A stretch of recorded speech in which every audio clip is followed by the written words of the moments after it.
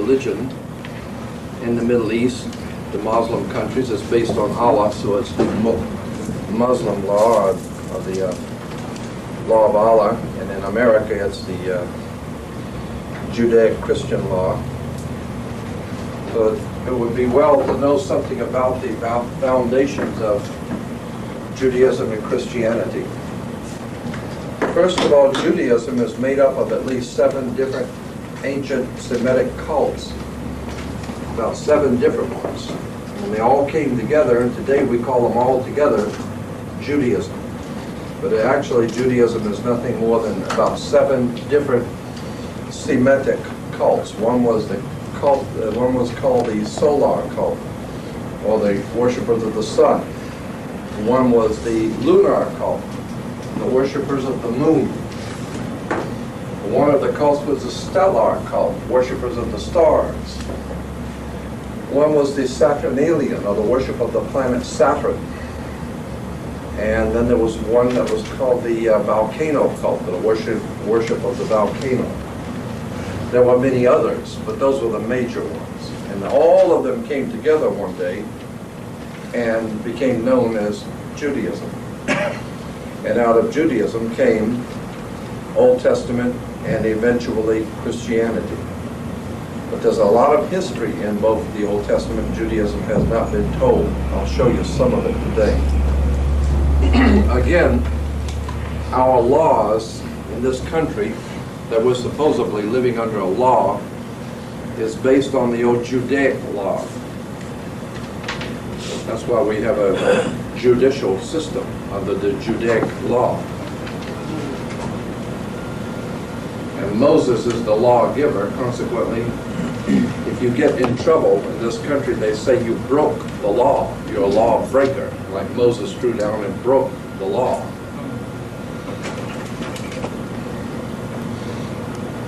We're told that Moses took the Israelites out in the morning to pick manna from heaven, the manna from heaven. The word manna simply means in Hebrew, what is it? Because they didn't know what it was. All they know, they were told, go out and pick it. They eat it. It's interesting you say that, if I can make this point. The mascot for the Olympics, his name is what is it? Right, that's right. That's the mascot's name for the Olympics. Is what is it? What is it? That's him. That's him. All right, go ahead.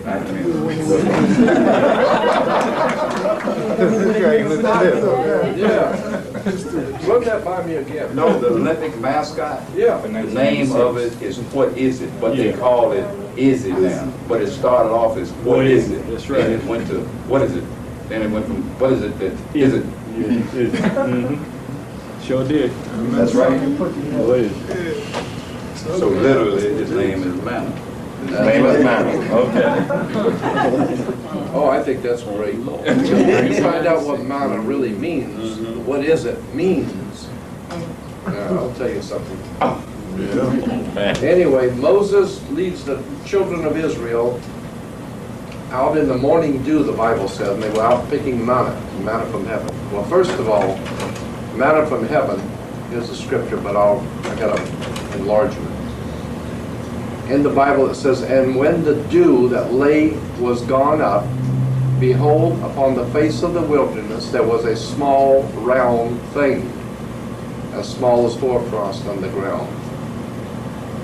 And it was called manna. And when the children saw it, they said to one another, it is manna, for they did not know what it was.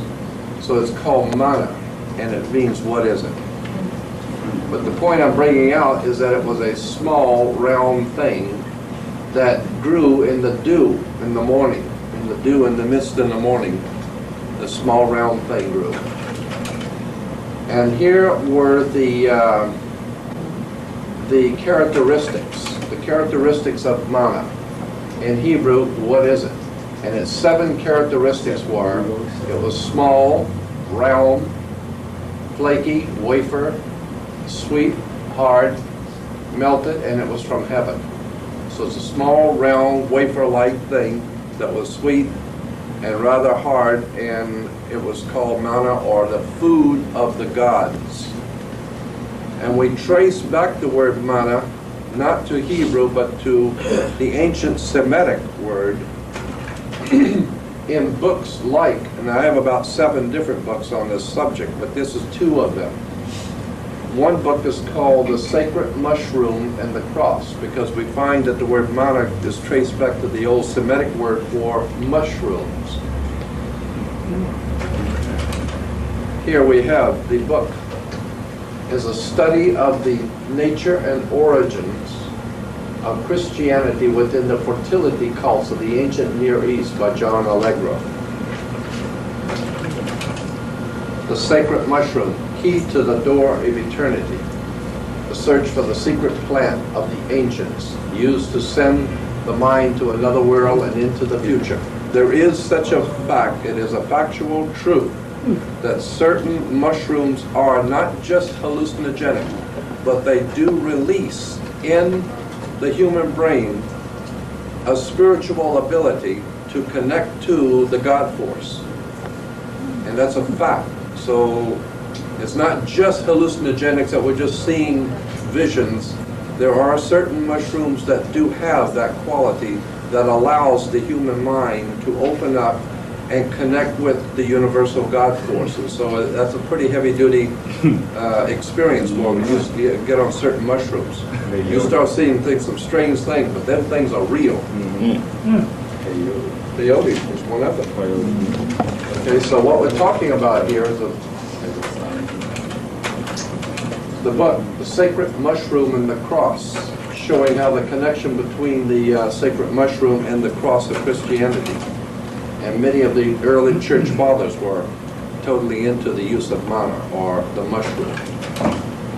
Here is the high priest of Israel, and it's important that we show you his headdress.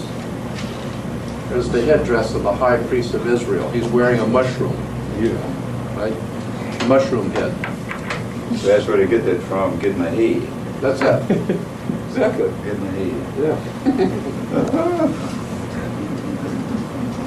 Chump is wearing a woman's robe, but he's a teacher. He's the teacher. Yeah. It's the teacher, and he's teaching people, but from the use of the hallucinogenic mushroom. But that's important for you to understand why the mushroom and the connection between the symbolism of what he's wearing, the symbolism. Mushrooms have always been worn in the Middle East. That's a rather big one there. That looks like an opium posse.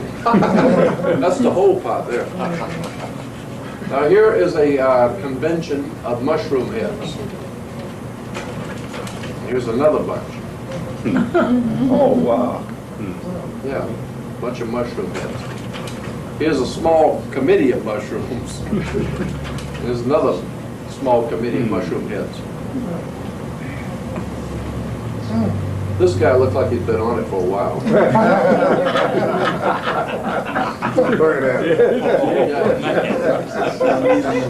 He is totally quiet and in another world.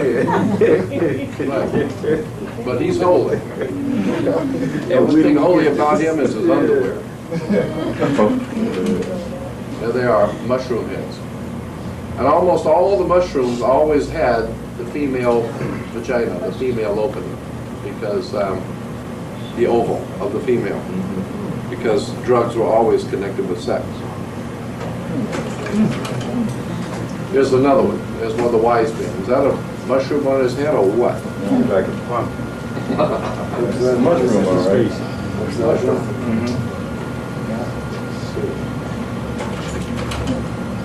Now, volcanoes, like any other impressive and fearful aspect of nature, volcanoes have been the object of worship for human beings from the earliest Stone Age. So now we're talking about volcanoes. Volcanoes have always been an object of worship in the ancient world. The reason why is because volcanoes represented sexual generation. It was God's holy mountain, the holy mountain of fire. And it had to do with the sexual generation of fire in the human body. That's where the word pyramid comes from. Pyramid comes from pyra, mid. Pyra means fire, and mid means middle. So it's the fire in the middle. And so the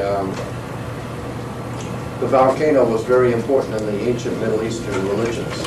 And that was a symbol of the cult, the volcano cult. Here, the original Yahweh seems to have begun as a volcano god. Mount Sinai, where Moses encounters him, was the seat of the Midianite god who formerly dwelt in the volcano. He, I think I've got, no,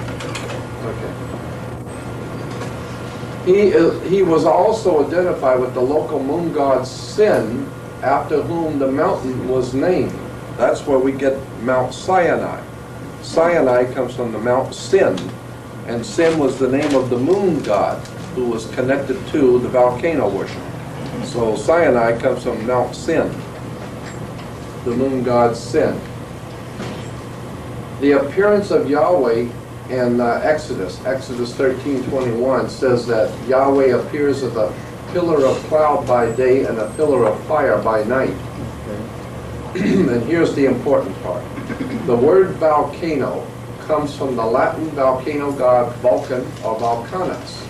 It's derived from the old Cretan deity of Vulcanus. So, the word volcano comes from the Latin volcano god Vulcan or Vulcanus, derived from the old Cretan deity Vulcanus. Okay? Here is Vulcan, the volcano god. And you will see his lightning bolts. And this is sexual generation, the fire of sexual generation, the lightning bolts, and the hammer, of course, was the hammer that was used in communism. It's the hammer and sickle. That comes from the old worship of Thor, or the volcano god who has the hammer. But here is Vulcan with his thunderbolts. Would that also be associated with a gavel? Oh yeah, the gavel. The gavel comes directly from the thunderbolt and the hammer, which is the hammer of Thor. The gavel, the hammer the judge used. The judges use, yeah. Here is a footnote from the Old Testament in the book of Job. Here's one of the footnotes in the book of Job. Thus, thunder is called kolat in Hebrew. Thunder is called in Hebrew something called kolat. It means voices, for it is considered the voice of God. So therefore, when you read that the different prophets and the ancient ones heard the voice of God, the voice was kolat in Hebrew, and it means thunder. Well, at that rate, we've all heard God talk. Okay? I heard him, just recently out in California. Didn't say much, but I heard him. Here it is again. Closer. Thunder is called kolat, the voices, for it is considered the voice of God. Here is another footnote. I've got a lot of these footnotes, but this is just another one. It says from Job 37. The storm, the storm and the clouds is God's tent, gathered as the thunder, which is, quote, the voice of Yahweh roars.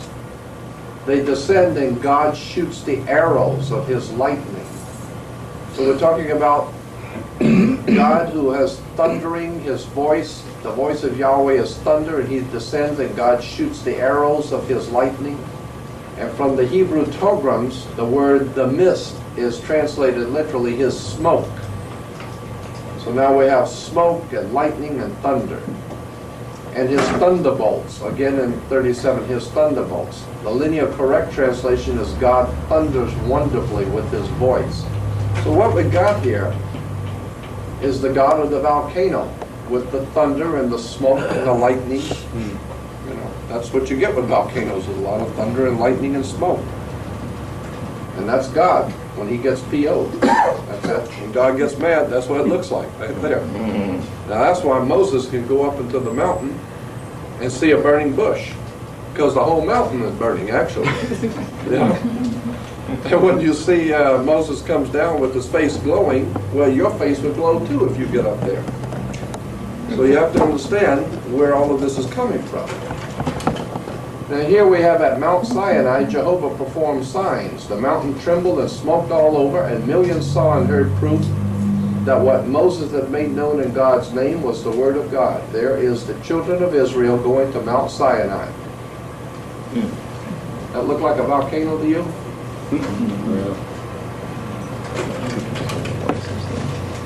Here Jehovah led the sons of Israel to a mountain named Sinai in the desert. And there he gave them his law. Now we're talking about the law again. And we're all under the law. What law? Well, the Mosaic law. God's law. Okay? Well, what does that look like to you? Does that look like a volcano to you? And this is all from Hebrew and Christian publications. I got a whole stack of them. But I just given you a few, just to show you a few. That look like a volcano. Here is from the Hebrew Jewish Encyclopedia, the Encyclopedia Judaica. The Hebrew Encyclopedia has the main holidays. Here's Rosh Hashanah, Yom Kippur, Hanukkah, Feast of Purim, Passover. And here on the bottom right is the Feast of the Giving of the Law. Is the Feast of the Giving of the Law. That's from down here on this one. This is from the Encyclopedia. Does that look like a volcano to you? And that's from the Encyclopedia Judaica, Jewish Encyclopedia. So there's the thunderbolts. There's the lightning and the thunder. And you see behind the lightning, you'll see the outline of the sun. See the sun behind it with the spokes? Then you see the lightning, and there's the volcano. That's interesting. They call it the Feast of the Giving of the Law, Right. as a Feast of the First Fruits. Yeah. Now we've incorporated one, the Feast of First Fruits called Kwanzaa.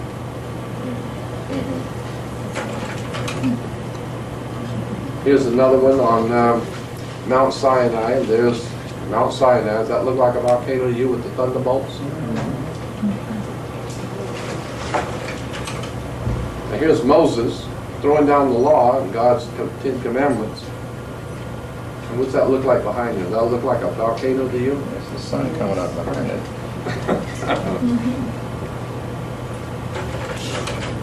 Here's Mount Sinai and the children of Israel running away because they got scared when God talks. What we're talking about is the volcano God. And here's Moses. He not only went up to Mount Sinai, he jumped in the volcano. No wonder they couldn't find him. Yeah. And his face was glowing. Right. Hell yeah, you go up and jump in the volcano and see your face don't glow. Second degree burn. Hell, everything on you is going to burn. You glow. Okay. Now, remembering, of course, that the volcano god was Vulcan or Vulcanus, okay?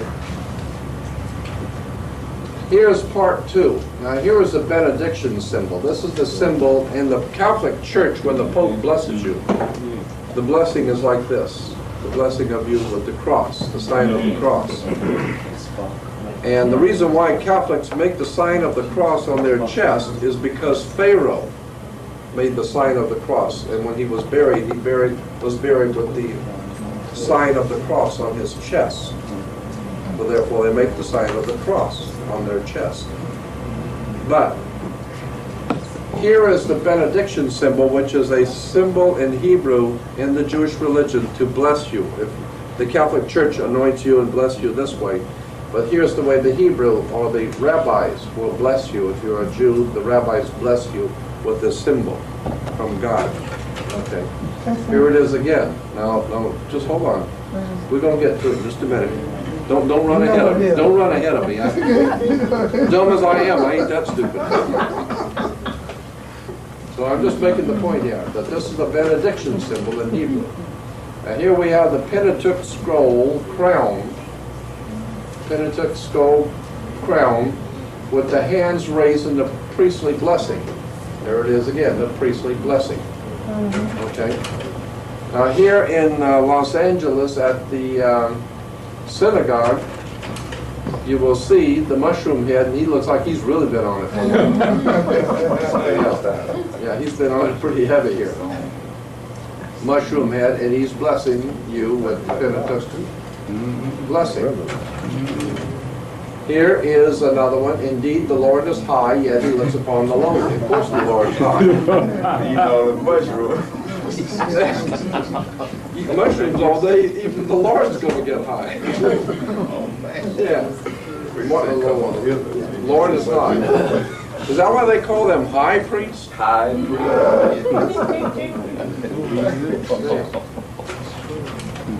Now here's the rabbi at the synagogue with the giving the blessing. Okay. Now that's why Mr. Spock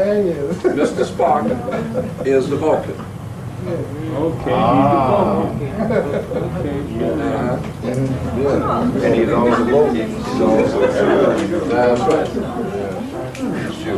That's right. See the Hebrew? The services close with the benediction.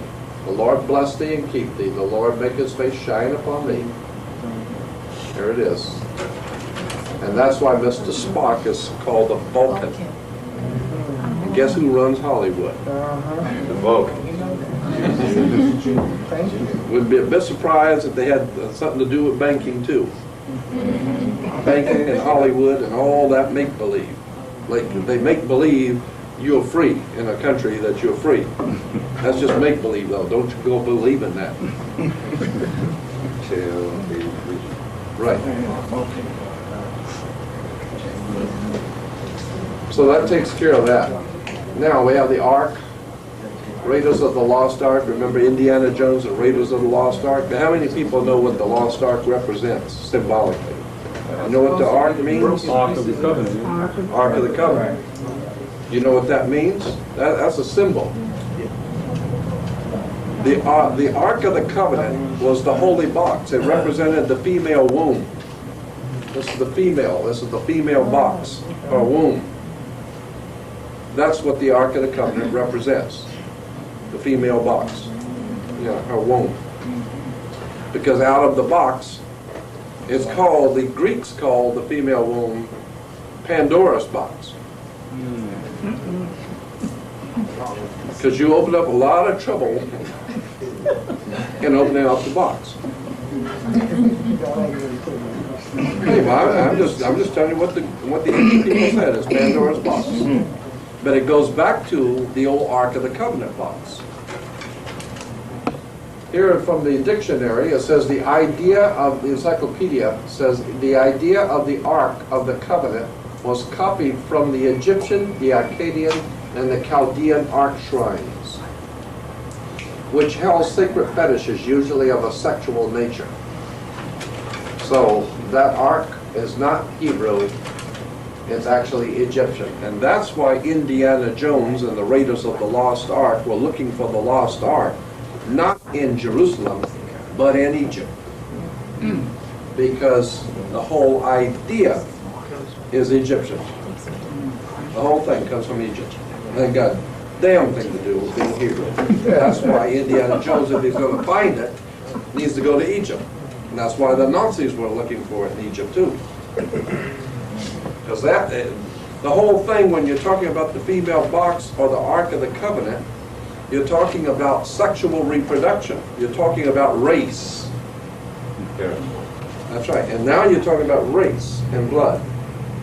And now you're talking about the Knights Templars, the Masonic Lodge, and who is going to be racially superior on the earth, who is going to hold the Raiders of the Lost Ark, the womb that gives life. So we need to get rid of certain races and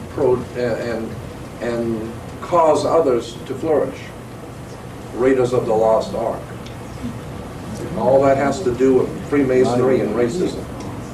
But they just having fun, making money, and all over the country, people going to see the movies, thinking it's fun and entertainment. Here is the ark as it appeared in Egypt. The ark, and this is from a Bible dictionary. The Bible dictionary says the word ark, the word adopted from the Egyptian. Well, that ain't all that they adopted from the Egyptian, but that's just one more example. There's the ark. It's Egyptian, not Hebrew. And the angels, remember the angels that were on the mercy seat? Yeah, there's a mercy. And the mercy seat, the angels' wings came together to make up the opening of the female. Angel of mercy. That's it. Angel of mercy. Guy sees him and he said, mercy. Mercy seat. It's the mercy seat. That's it. Now, we can throw this in too very quickly. In Egypt, there was a celebration of the first spring rains, the rains that came in the spring, and the spring rains brought the flood of the Nile, and consequently they had a celebration of the flood of the Nile, and they call it the celebration of the coming of the new rains in spring, and so they called it the Ark of Noah, the Ark of Noah celebration. The Ark of Noah is the moon in the lower quarter. The lower quarter of the moon in spring brought the spring rains, and the celebration of the rains that would overflow the Nile and bring water and life and nutrients to Egypt. So they celebrated the first spring rains when they celebrated it with the story. And the story was it was a great flood that destroyed the world, the waters of chaos. And the waters of chaos came and destroyed the world, and God replenished the earth. And so the celebration was called the Ark of Noah, because in the ancient language, Arka meant wet, and N-O-A, Noah, meant moon. So Ark of Noah was the wet moon, the celebration of the wet moon. Now the Hebrews came along and said, damn, that'd make a good story. We can sell this for $29.95.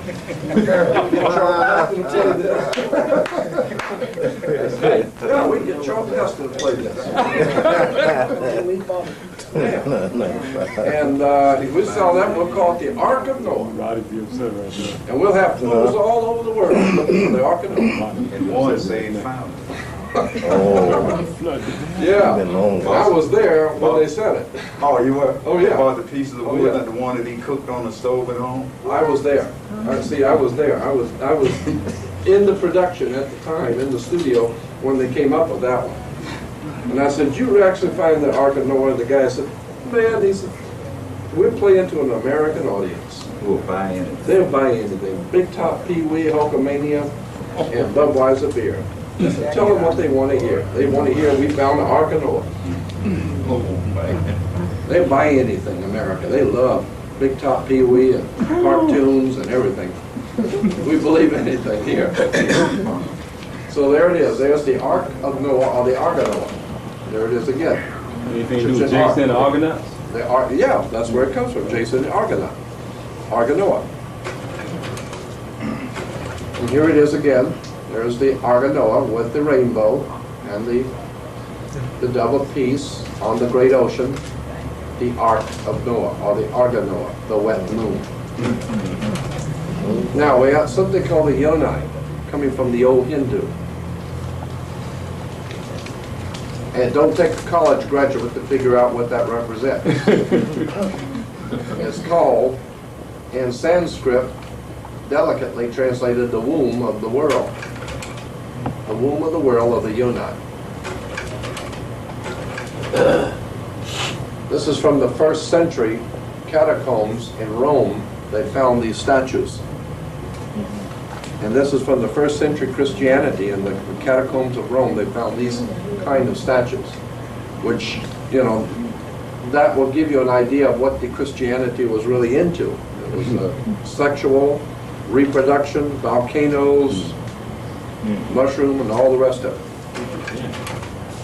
And here is the concept, the idea, again, like I said, you'll see more of them, of the wings of angels or the wings of birds being put together like the female opening, which is a symbolism. Now those look like storks.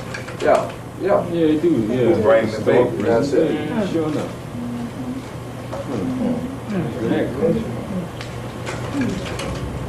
Here it is again.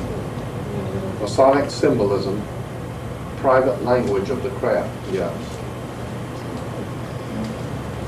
So that's, that's the whole story there. But don't get no better than that. Here it is a little bit more explainable. The Ark of Noah, the female, the mercy seat, and the Ark of, and the Holy Ark. But now the angel's wings become more demonstrative. You can now see it a lot better. And here it is, the Hebrew rabbi with the Yonai. Here it is with the bat mitzvah when the Hebrew girl becomes a woman, the bat mitzvah. The African celebrated the coming out of life. The Hindu coming out to life from out of the womb. Jesus coming out of the womb. And Mary, she is the womb. And here's the, here it is again, another one of the gods coming out. And as I said yesterday, in Washington, D.C., we have the Washington Monument. The Washington Monument is an Egyptian symbol. It comes from Egypt. It's the obelisk. The obelisk, or the Washington Monument, represents the male phallic. It's the male. And it connects with the Oval Office in Washington, D.C. So that's why the president has an Oval Office. He's operating from inside the female.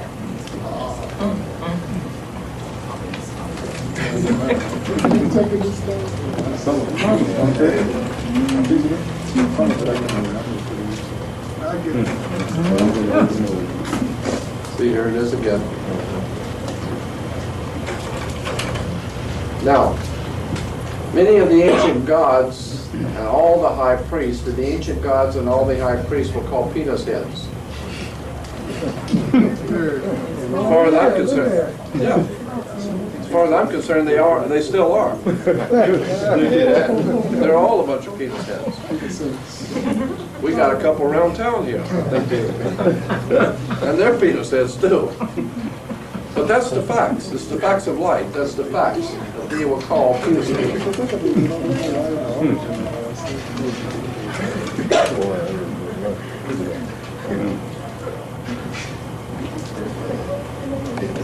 The arrogant, pompous, arrogant, penis-head gods. Right? You see the headdress? You will see the same headdress on the Hebrew high priest. The Jewish high priest wear the same headdress. Pope.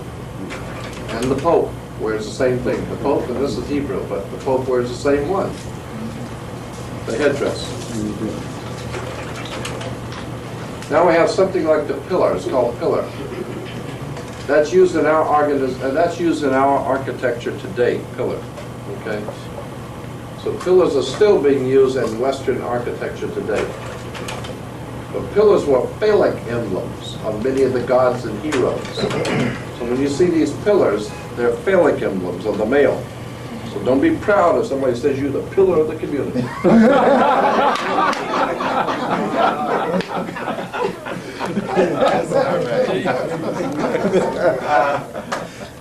Well, he's a pillar in the church. Oh, he probably is. Yeah. Now here we have the obelisk again. The word obelisk comes from the Greek word meaning a pointed pillar. The old joke that calls the United States' largest modern obelisk Washington's greatest erection. So that's the obelisk. Now we have something called a lingam.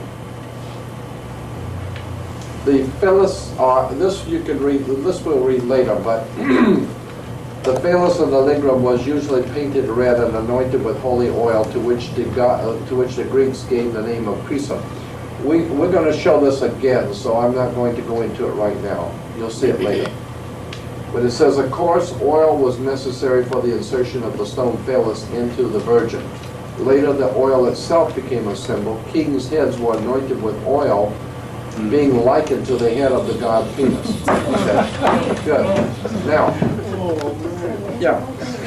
So when you use the term Christ, you hear the word Jesus Christ and Christ. Christ comes from the Greek word Christo. And Christo means oil. So what you're saying, and that's why Crisco oil. Because Crisco is Christo. Means oil, period. The anointed one. The anointed one. So when you say Jesus Christ, you're talking about Jesus, the anointed one, or Jesus, anointed one with oil. And it was the insertion of the male into the female with the lubricant of oil. So that's what it is. So when you hear Jesus Christ, don't think it sounds too important or impressive or holy, because there ain't nothing holy about it.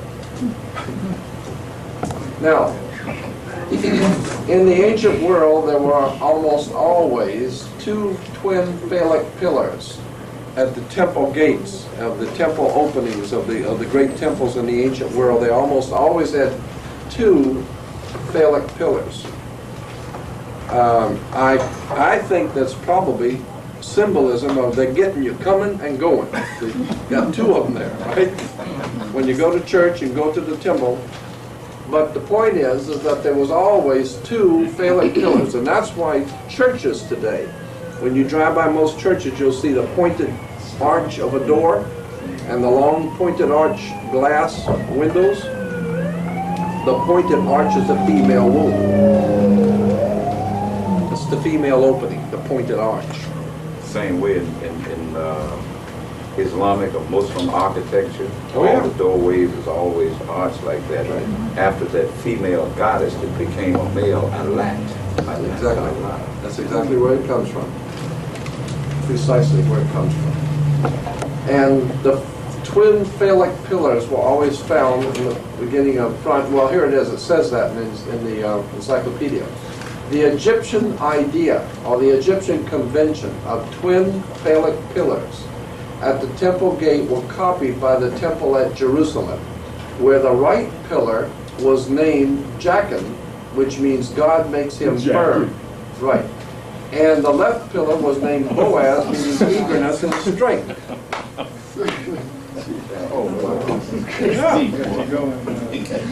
That's in the dictionary. Hell, I don't write this stuff. It's in the encyclopedia.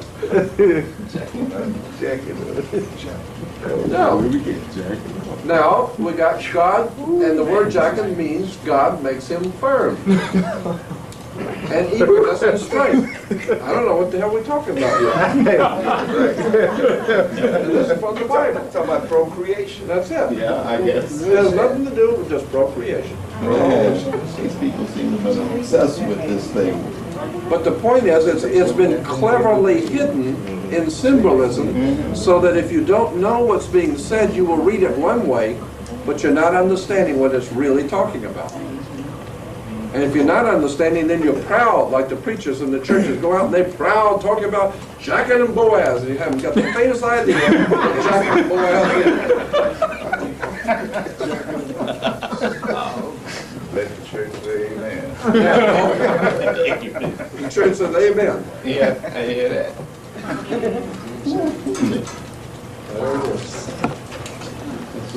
There it is, temple built by Solomon. What do you see? There it is, Jachin and Boaz. And the temple built by Solomon. And there it is. Solomon's temple. That's the lotus at the top. That's right, the lotus at the top. Exactly. Yeah. Oh, yeah. What, are we recording this too?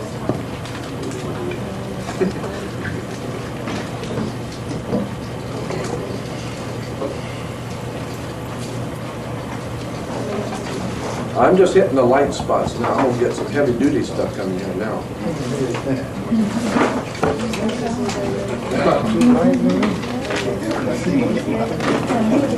You noticed that, right? Now here is the ground plan for the Temple of Solomon. Here's Solomon's Temple, the ground plan.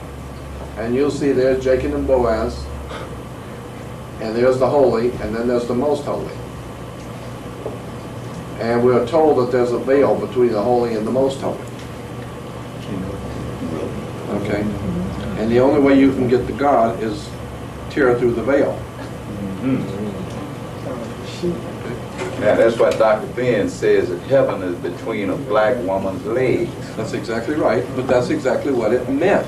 That's what it meant. It meant Heaven. heaven was the paradise.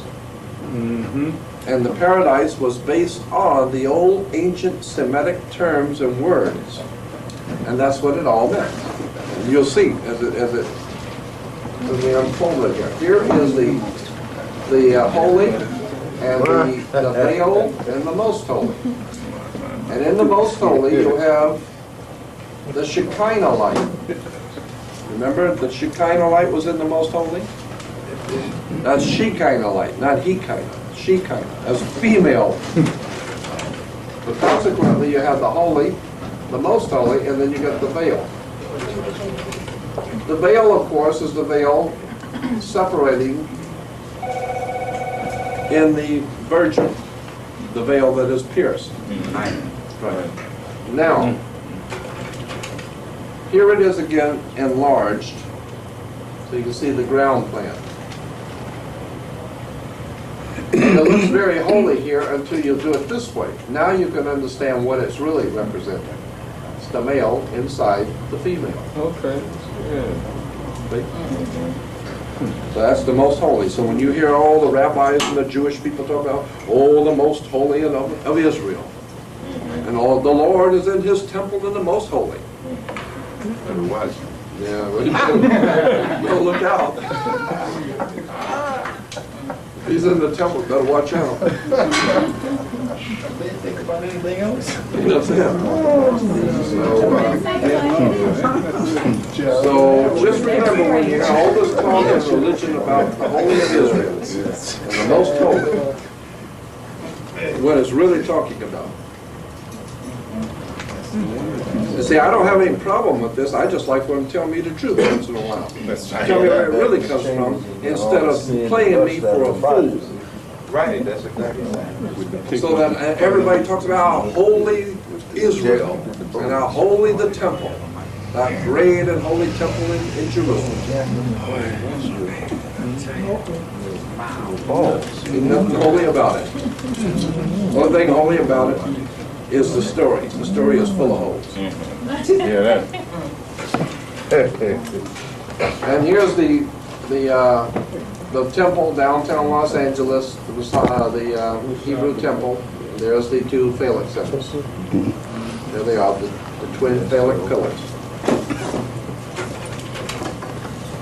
Same idea, just giving you an idea about how it's everywhere. That's why when you drive by churches, you'll see the steeples, church steeples. Church steeples represent the male phallic. So when you drive by the churches and you see the male phallic in symbolism, just remember, and this is exactly why today the Jews in Jerusalem and the Jews in Europe prayed to their God when Adolf Hitler was killing Jews, and they looked to their God, Jehovah and Yahweh, to save them, but there was no God to save them from Adolf Hitler's hands.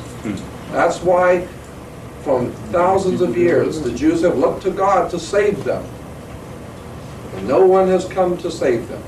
Today Christians all over the country are praying to God to save them from this terrible thing that's happening to our land, and there ain't no God saving them. And they're losing their homes, they're losing their children, they're losing their families to drugs, their wives, families are breaking up, and the more they pray, and the more the catastrophes come, and there's no God coming to save them. Why? Because they're worshiping the wrong God. There ain't no God coming to save you. You just keep on worshiping the big phallic symbols and the female openings and the mushrooms and all that stuff. And when what you dread comes, like the scripture says, when what you dread comes, don't come running to me. You love it. You crawl all around in it, and you just love worshiping at the church and worshiping and doing all that silly stuff you call yourself doing. And when the trouble comes, don't go looking to God. Because the only thing there is to do with God is that great spiritual force between you and that divine creator, and it ain't got nothing to do with any of this. This is religion. So if you want to depend on the God of religion, don't look for him to come helping you, because he ain't coming back. There ain't no Messiah coming back. The only Messiah you got is in you, with that divine force in the universe that makes you who you are. When you give that up and give it to somebody else, you don't have nothing. All you got is this. Yeah. So you might as well go and expect it, because you're going to get it, right? That's right. And here we have the Ambassador College in Pasadena. Worldwide Church of God. You heard of Herbert W. Armstrong? I read both his books. Yeah. I signed him about a few $100. Well, here's the Ambassador College in Pasadena. Okay. See, this is just a, here's this picture up here enlarged. What's that look like to you?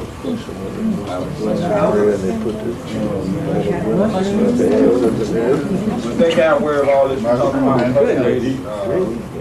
Say it again. Herbert Armstrong, was he aware of all this that you were talking to telling us today? Oh, sure. As dumb as he is, he ain't that stupid. Sure, he knows that. Sure.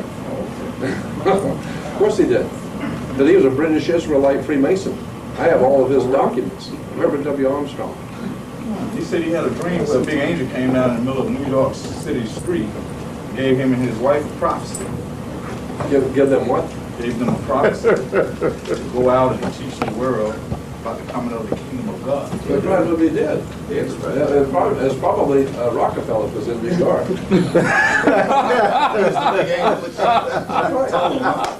And he said, "Chump, I want your ass out there."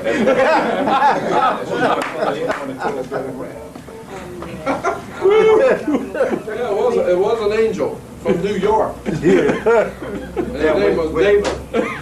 We call him just David Rockefeller. Now, when you understand angels in depth, you'll see he is an angel. That's right. Angels, according to Frederick Ide, who wrote in the book, what's the name of it? The Popes Bear All, Unzipped. Angels were what the Pope called young male homosexuals from northern Germany. Yeah. I can dig it. Germany. Makes sense to me. When you understand all of this, what it's based on.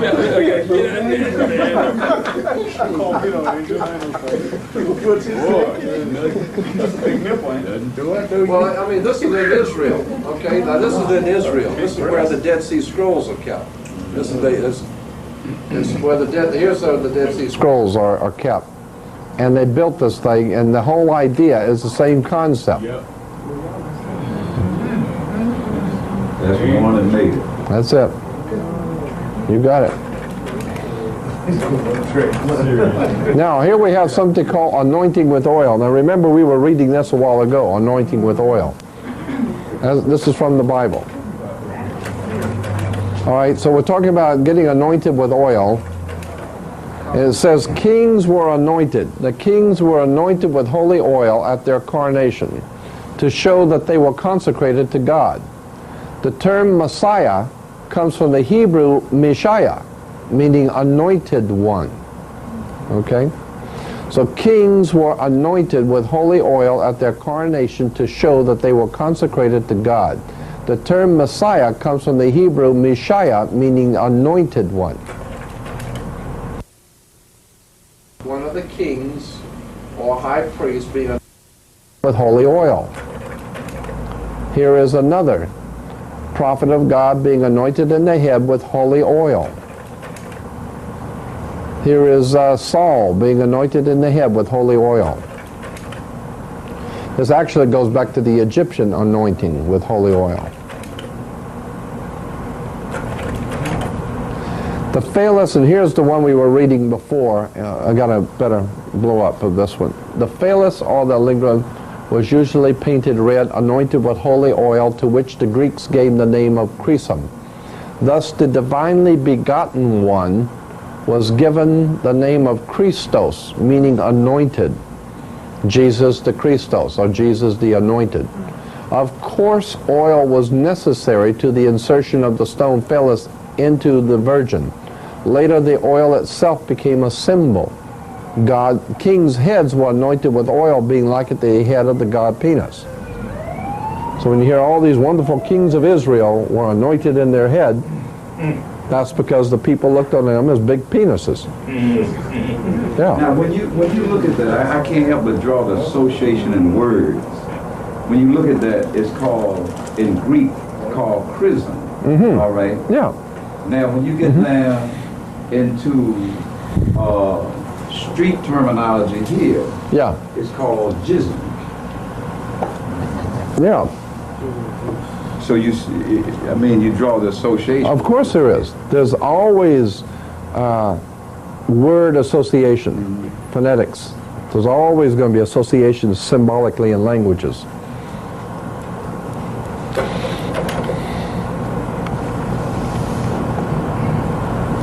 This is one of the ancient gods being anointed with holy oil, anointing the phallic with holy oil.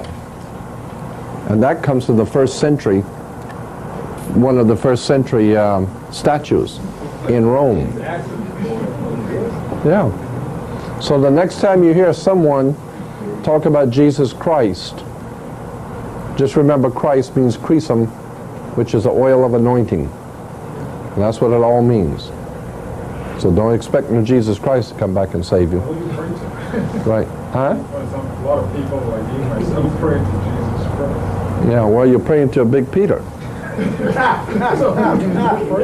Why don't you pray to the God that created you? There's no name for that God. That's right. That's right. There ain't no name. But you know who he is, and he knows who you are. And that's all you need to know. Huh? No. No. No, that divine creator knows who you are. That's why the Bible clearly says if you're going to serve God, you serve him in spirit and truth. Period. That's all you need to do to serve God, is serve him in spirit and truth. So that, it didn't say church and spirit and truth. It just said spirit and truth. Period. Now, circumcision, we're told in the Bible, is a very holy thing. Circumcision. You have to be circumcised. And the Lord God had Israel all circumcise their males, because that was a very holy thing. The fact of the matter is, after you get past all that silly stuff, the fact of the matter is circumcision was around in the ancient Egyptians before Hebrews ever existed. And the ancient peoples all circumcised their males. And it wasn't because God was so holy. They circumcised their young males because the whole of worship was the worship of sex. And consequently, the male phallic would become an erection, would get an erection quicker without the foreskin than it would with the foreskin. And since consequently we're promoting sex worship, we cut the male's foreskin. So he will get an erection quicker. So when you read in the Bible about how Jehovah, the Yahweh, instructed the children of Israel to be circumcised, and that was very holy, think about it. What is holy about messing with another guy's penis? And then think about it. What is holy about cutting the foreskin off of another guy's penis? First of all, if God created man and he was perfect, then what are you doing corrective surgery on his penis for? If God didn't want the foreskin on there, he wouldn't have put it on him when he created him. And if he put it on him, that's because God saw that he was perfect and he don't need you to go cutting the foreskin off because you want to promote sex worship. So you just keep praying to your God and ain't nothing going to work out. Because all you're into is sex, drugs, and rock and roll. And of course we got the cross. And the cross was called the key to life. The key to life, and there it is, the key to life. And it was the key to life. There's the female and there's the male. And that is, of course, the key to life. And here's an Aztec god, an old Aztec god. This is an old Aztec god who dies on the cross. I've got about 25 different pictures of ancient gods in the prehistoric and ancient world who died on the cross. So the whole idea of a god dying on the cross, that ain't nothing new. Hell, the Aztecs had that. The Messiah who dies on the cross. And we get into that. I'll explain that later if you want me to. I'll get into the astrotheology, explain to you where all of this symbolism came from. If we have enough time, if you want me to, I'll get into that later. Here we have the old Babylonian Sumerian symbol of the sun with two wings, the winged sun. Remember how the Bible says, Jesus said, I'd like to gather you under my wing, because the sun, God's sun, the light of the world. The sun always had wings. And that's why in America, Freemasonry in America is referred to as the Sun Order. And Freemasonry is referred to as a Sun Order. And that's why in America we only have left-wing and right-wing politics, the two wings of the great Sun Order. Which came from France. Yeah, French Grand Orient Temple Masonry. That's why our colors are red, white, and blue from France. And of course France got the red, white, and blue from Solomon's Temple. Red, white, and blue covered in black. There it is again, God's sun with the wings. Here is the worship of Osiris with the Ka symbol on the Ka, or the raised hands, the Ka symbol, which symbolized the worship of Osiris or the worship of the sun. Raised hands. Here's Horus, of course. Horus. Here is it's actually, the symbolism is the sun in the constellation of Aries, the ram. The sun for the 2,125 years in the age of Aries, the ram. Consequently, today the Hebrews blow the ram's horn because they're worshiping the ancient god of Aries, the ram, God's son. And so today we see the Hebrews blowing the ram's horn, and oh my God, that is so holy and so righteous. And they got the big Peter heads blowing the horns, and it looks so holy and righteous until you figure out what all this is. That's the same old worship of the ram god of Egypt.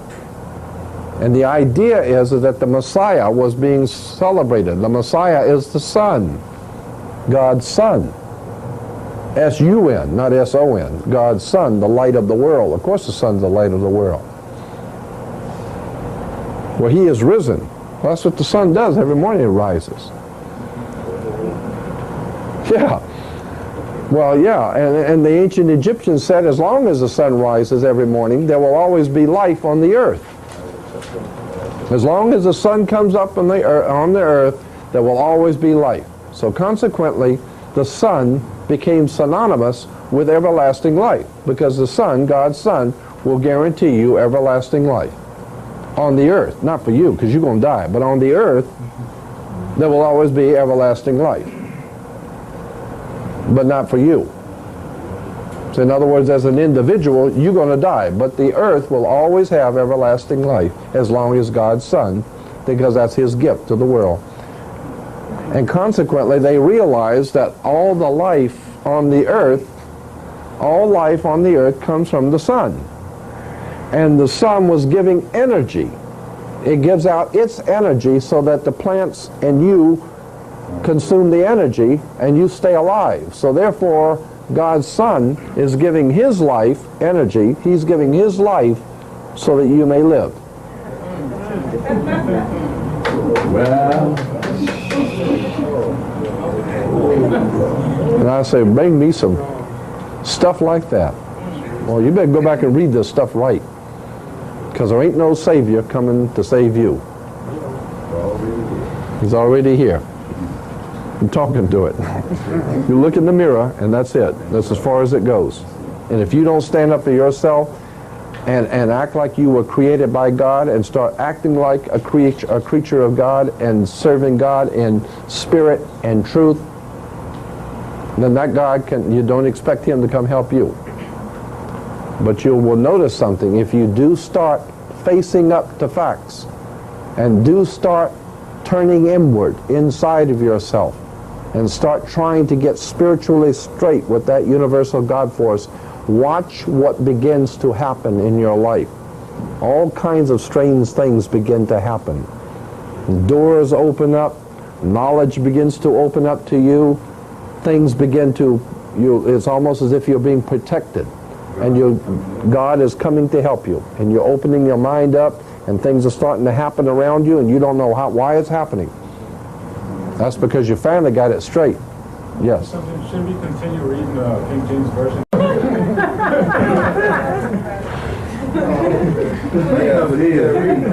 You can read and worship anything you want to, but know the truth, and the truth will make you free. That's it. You got that right.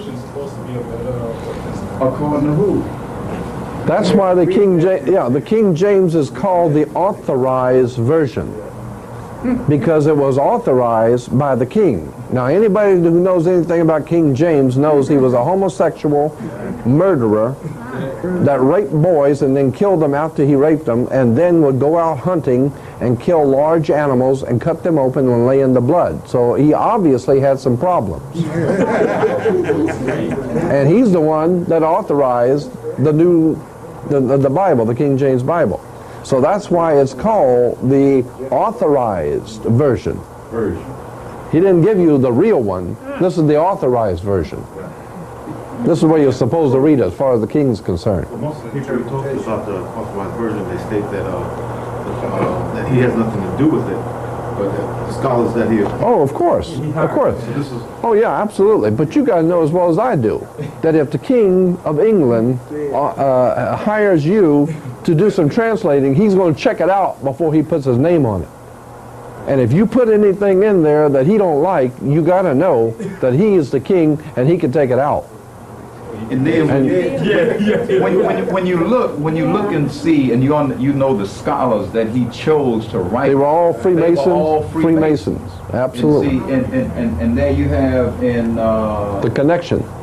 The connection. You just look at where they came from. They were all Freemasons and Rosicrucians. Yeah. So therefore, the king would say, "Here's the deal. You translate it. And if you put something in there I don't like, you can bet I'm going to take it out." That should be documented. Oh yeah, absolutely. We know how much was taken out by King James. We know exactly what was taken out. There are books written about all the things. Here are the things that King James took out of the Bible. Now here's what was in it originally, and here's what he authorized. But see, he didn't authorize this, so he took it out. Do you have access to the book Demonology? His original one? James, Yeah. I have a photocopy of it. It's a very difficult book to find. Is there any way I can get that? Probably so. If I could run you off a copy. It's a thick one though. What's the name of it? Demonology by King James. King James wrote a book called Demonology. Well, why not? Why not King James? He knew all about it. Now, he was asking for some authentication. Yeah. One is a secret way that the scholars, the head man signed it when it was completed. In 46 songs. 46 words from the front and 46 words from the back will give you Shakespeare. Yeah, good. But it wasn't Shakespeare, you see. Yeah, Shakespeare was probably a code name. It is a code name for a society, for writings, a literary society. There's a whole thing on that up here in Manly P. Hall's book on Shakespeare. Manly P. Hall's book on Shakespeare. Secret teachings. Yeah. Where Shakespeare was not an actual man, it was the signature of a society, a secret society. And if you spell out their agenda, it spells out Shakespeare. So it was like a writing society that was promoting an idea, and they made it look like it was one man's writing. But The idea I will get into later, but it has to do with the preeminence of the British over the rest of the world. The British and the English. British comes from the Hebrew word berith. Berith means a contract or a covenant, and ish means man or men. Therefore, British is berith-ish, which means the men of the covenant, or the men of the new covenant. And the men of the new covenant are going to be, and the new covenant, of course, is the New Testament, which is the promise for a kingdom that will unite the world, God's kingdom. And it will unite the world. That's why England is called the United Kingdom. And when the King of England is crowned, listen to what the Archbishop of Canterbury, when he reads to the new king his oath of office, it says that something to the effect that you are taking this position of King of England for Jesus Christ. And until such time as Jesus Christ comes back, you, the King of England, are King of Kings and Lord of Lords. And see, if Jesus don't come back, then you're God. You're as close to God as anybody's going to get. Yeah. But that's interesting when you see that the King of England is the vicar of Christ, and then the Pope says, wait a minute, what just went on here? You say you were the vicar of Christ? And the king said, yeah, that's me. I'm standing in for Jesus. And the Pope said, what you think I'm doing here? Yeah, you got a problem here. And so they broke apart. I sincere with the Pope last week on abortion. He did some articles on, he don't think it was very humane, that the great danger going to happen if they keep up this abortion. Well, of course there's a great danger. You're going to be killing Catholics. Hell, he needs Catholics. That's it. And the more Catholics that die, and the more Protestants that are born, that's the whole idea behind the abortion thing. The Catholics don't, the Pope does not want abortions because he don't want people killing Catholics. He wants Catholics to have 6,500 babies. Because every time you have a baby as a Catholic, that's one more vote for the Catholic. Catholic and Masonry. They're very much connected. Yeah, the Catholic Church is a Masonic, Semitic Masonic order. That's why the Pope wears the Jewish yarmulke. They still don't have any conflict with Yeah, that's right. I'll get into that later, showing you how both of them know that there's no conflict at all. It's ordo ab chaos, order out of the chaos. Here is another classic example. This is the ancient Incas. And they're up on the altar, there's the altar, and they're worshiping God's Son on the altar. So when you go to church and you see the priest up on the altar and he's worshiping God's Son, just remember, hell, the Incas were doing that 1,000 years before Christianity. Incas, Mayas, Aztecs, the Toltecs of Mexico, the Egyptians, everybody else, they all worship God's Son. The light of the world. Well, of course the Son's the light of the world. Well, just as you have seen him go away on a cloud, he will come back and return on a cloud. That's right. Go out here in the ocean at night and watch and see if the sun don't leave the world on a cloud. And check it out tomorrow morning when it comes up in the morning and see if it don't come up on a cloud. So just as you see him leaving on a cloud, that's the way you're going to see him coming back, is on a cloud. Well, yeah, but that's just the sun. Well, that's all we're talking about, Jack, is just the sun. From S-O-N, I mean S-U-N to S-O-N? That's right. That's right. That's where the confusion comes in. It was originally S-O-N to S-U-N. S-U-N is S-O-N. Sun, sun. Yes. You transpose the word. And one is real and one's a symbol. And Jesus is the symbol of the Son, God's Son. That's why he has 12 helpers.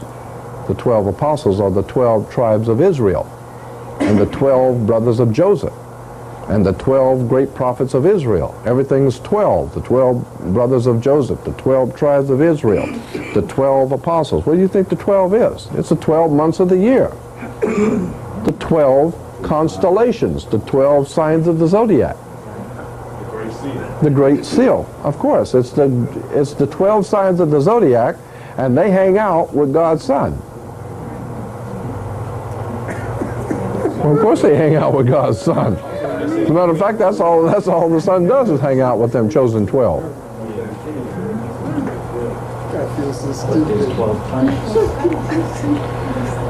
And that's why, remember the story is that Jesus was betrayed in the temple? Okay? This part of your brain up here where your head is called your temple. And Jesus is symbolically the truth and the light. He said, I am the truth and the light. He doesn't say, I represent the truth and the light. He said, I am the truth and the light. Because the Son is the truth and the light. Because at nighttime you can't tell what's going on. But when the sun comes up, that is the truth. You will see it right here. You're in the light. And so therefore the Son says, I am the truth and the light. Therefore, if you turn away from the truth, when someone's giving you the truth, but you can't handle it, and you turn away, and you turn back, that's the way you react to something that's too bright. If the wisdom that's being given to you is too brilliant, and you can't handle the light, you turn away from it, because that's too bright. That's it. So therefore, that's right, you can't handle the light. So the point is, you just put to death, you just caused and made the judgment. You made the judgment to put to death God's Son. Where? In the temple. You just decided you don't want to hear it no more. That's it. So you just give him the judgment. He's going to die. Now when he dies, where does he die? Where does the truth and the light die? In your head. Skull place, Golgotha, the place of the skull. Is that the tree of life going up your chakra to your brain? Oh yeah, the tree of life is the chakra that goes up to the brain, right. Is that in relation to George Washington cutting the tree and keep it from blooming maybe? There's all kinds of connections can be made. But I'm just saying that that's where we put to death God's Son, is in Golgotha, or place of the skull. In other words, in your head. That's where you put the light and the truth. In your head. That's why I say my people are destroyed for the lack of knowledge. So the original version of the Bible, what's happened to it? Where is it? I don't know what's happened to that Number one. one, what is the original version? Yeah, that's the big question. And then what happened to it? Okay, you said that there were parts that were left out. Yeah. And, okay, and you said you have access to those parts. Yeah. So, but that's not even important. What is actually important is the original, not even the one that King James got a hold of and he messed up, but you need to go back to the actual original writings from whence the Bible came from. If you go back to those originals, now that's where you're really getting into the serious stuff. And that's the Naj Hammadi manuscripts of Egypt. That's the Dead Sea Scrolls of the Qumran community. Right. And then once you've gone through the Naj Hammadi manuscripts, the Naj Hammadi library in Egypt, and the Dead Sea Scrolls, and find out what's really in the Dead Sea Scrolls, then you're ready for Gerald Massey and Albert Churchward and Godfrey Higgins, and the whole story begins to open up big time. Right here. I can give you the books right over here. Gerald Massey. That's it. Once you've got that, yeah, then you wake up and find out that there's a whole world of knowledge that you haven't been told. And they figure that I've had priests and ministers tell me that kind of information right here is on a need-to-know basis, and poor folks don't need to know. They all know it. If they went to seminary, they know this. Why do you think they call it a seminary? Cemetery. What's the name of those? Seminary. Seminal fluid. That's it. Another one.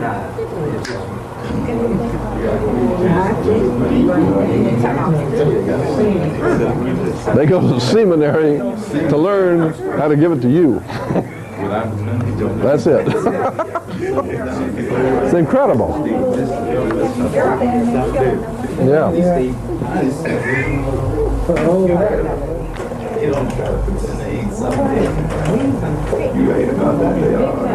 When we're told that the Messiah dies with the crown of thorns, remember? Okay. Now the crown of thorns is like the Statue of Liberty has the crown of thorns. Because the sunburst is a crown of thorns. Right. See? The rays of the sun.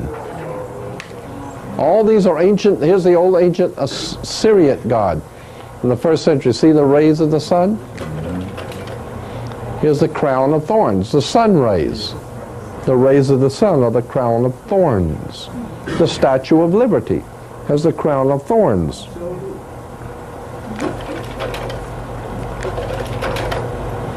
Now here, this chump has God's Son in his heart.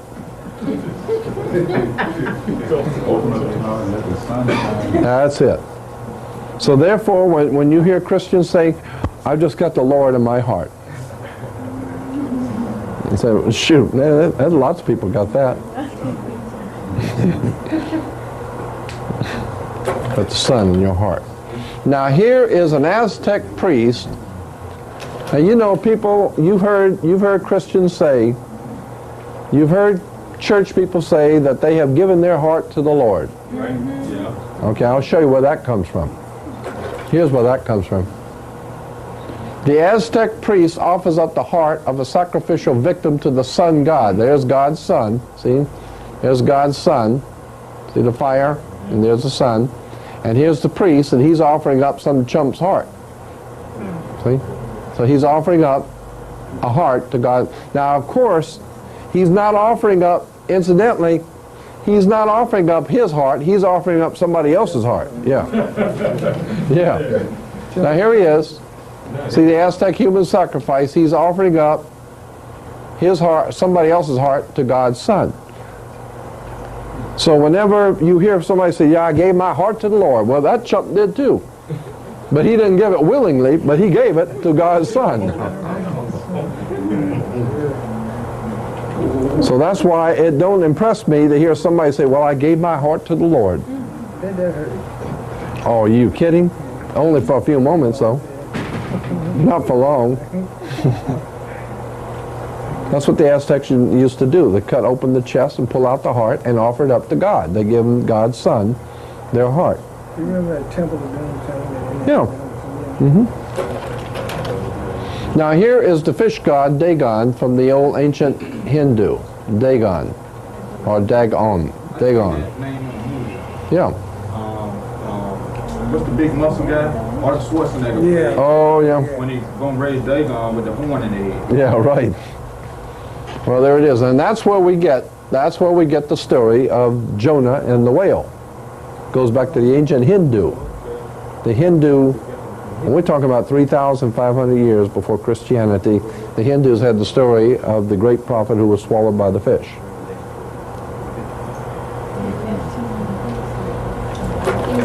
Now, Mr. George, Maxwell, you missed one of the slides. Maybe it's about the fifth one now. I was trying to interrupt. You didn't comment on that one. Which one was that? It looked like it had a sun and a face coming out, but you skipped that one. Oh, no, that was just showing you that priest of worshiping the sun. Just one more priest worshiping the sun. Because all priests. Well, you didn't have on a mushroom head. I didn't know. Yeah, well, no, not all of them. Just the Hebrews had on the mushroom head. You know, but all priests in the world worship the sun. All of them. I just didn't want Everybody dresses different.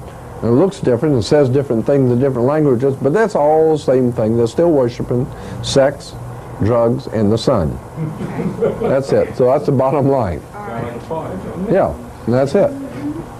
What you see is what you get. Right. And here's the fisher god. Here's the god again, the fish god. Now this is Dagon, the fish god. Okay, now let me show you here.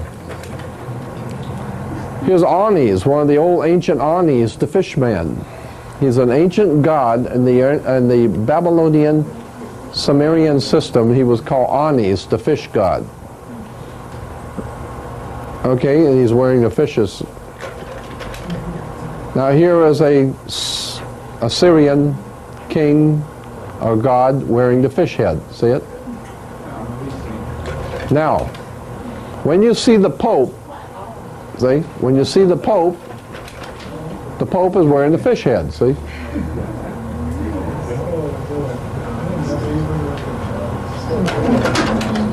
So here's the chump wearing the fish head. And there it is.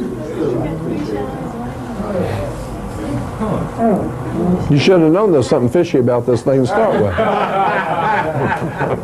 Should have smelled something wrong to start with.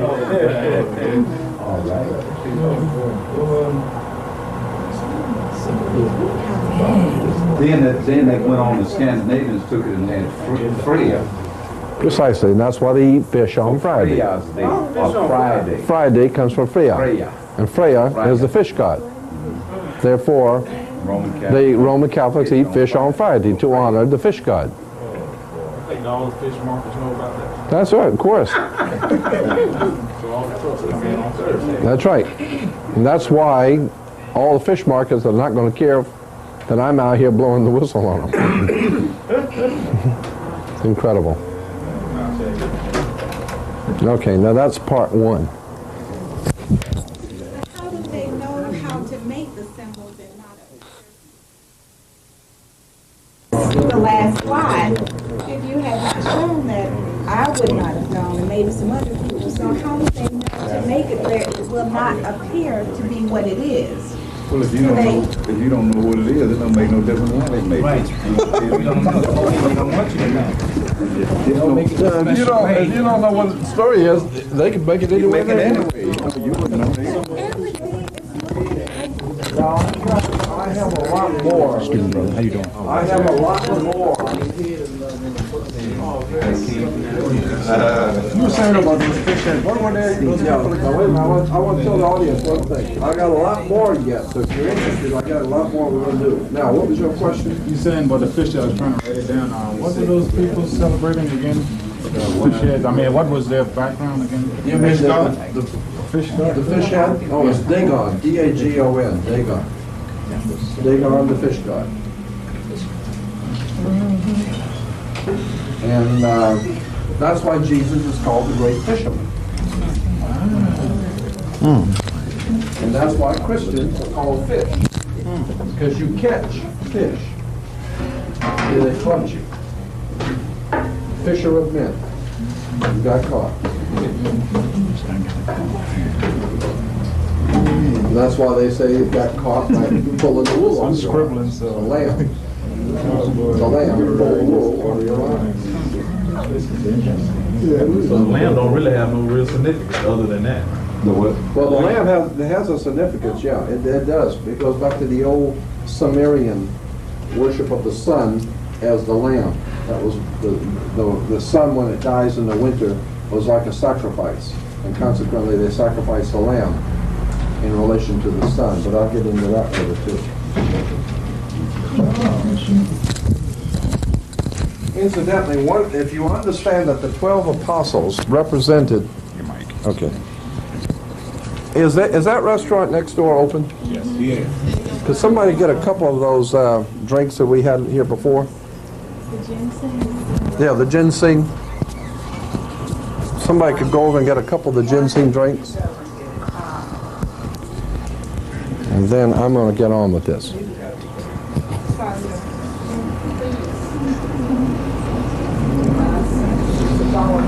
If you understand that the 12 apostles were based on the 12 signs of the zodiac, or the 12 months of the year, okay? One of the signs of the zodiac is Virgo, Virgo the Virgin, right? That's one of the signs of the zodiac, is Virgo. And in the sign of Virgo the Virgin, she's holding a baby, and the baby is called the newborn one, or the sent one, the anointed one. Consequently, when the sun moves into the constellation of Virgo, it is said that God's son is born of a virgin. Virgo the Virgin. And that's what it means. And Jesus is said to be the Lion of the tribe of Judah. The lion is Leo, the constellation of Leo in the summer.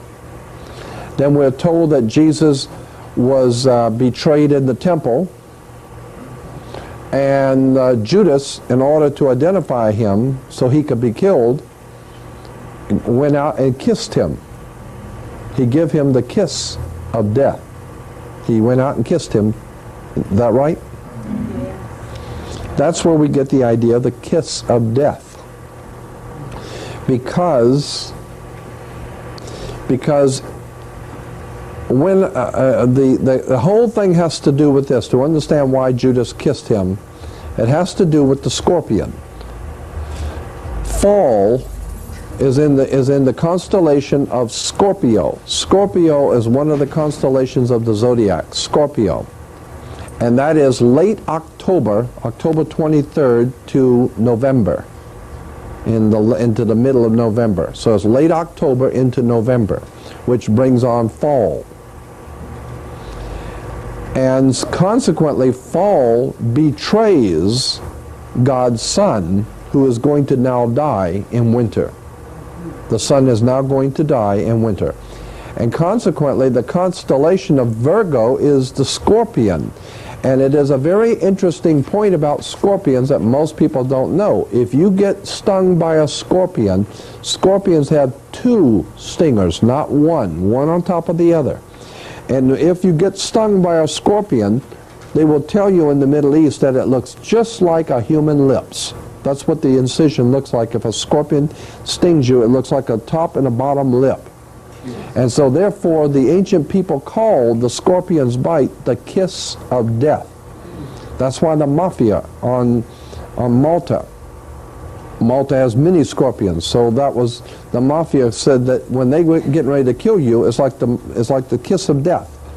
They give you the kiss. That's not because they love you. That means you're dead. Go lay down somewhere because you're dead. So they give you the kiss of death. Consequently, Scorpio, or the scorpion, which is a symbol of fall, Scorpio, late October, early November, gives the kiss of death to God's Son, because in December is winter and he's going to die.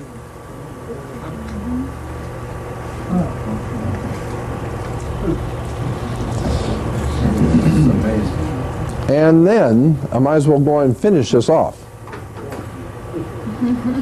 I'll finish this off.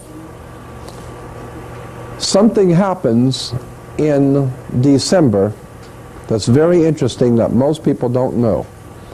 The ancient people knew it because they saw it. We don't know it. The calendar, the round sun calendar, like the Aztecs, the Mayas, and the Incas, and all the Egyptians, everybody had those round sun calendars. The calendar had 360 degrees or notches in it, 360 of them. It was called a 360-degree circle. And then they had the stab in the middle, which was the sundial. And so each day the sun would hit the stab and hit on a degree. And so each day the sun would move 1 degree.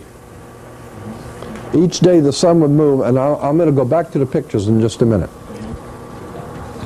Each day the sun would move 1 degree on the round sundial.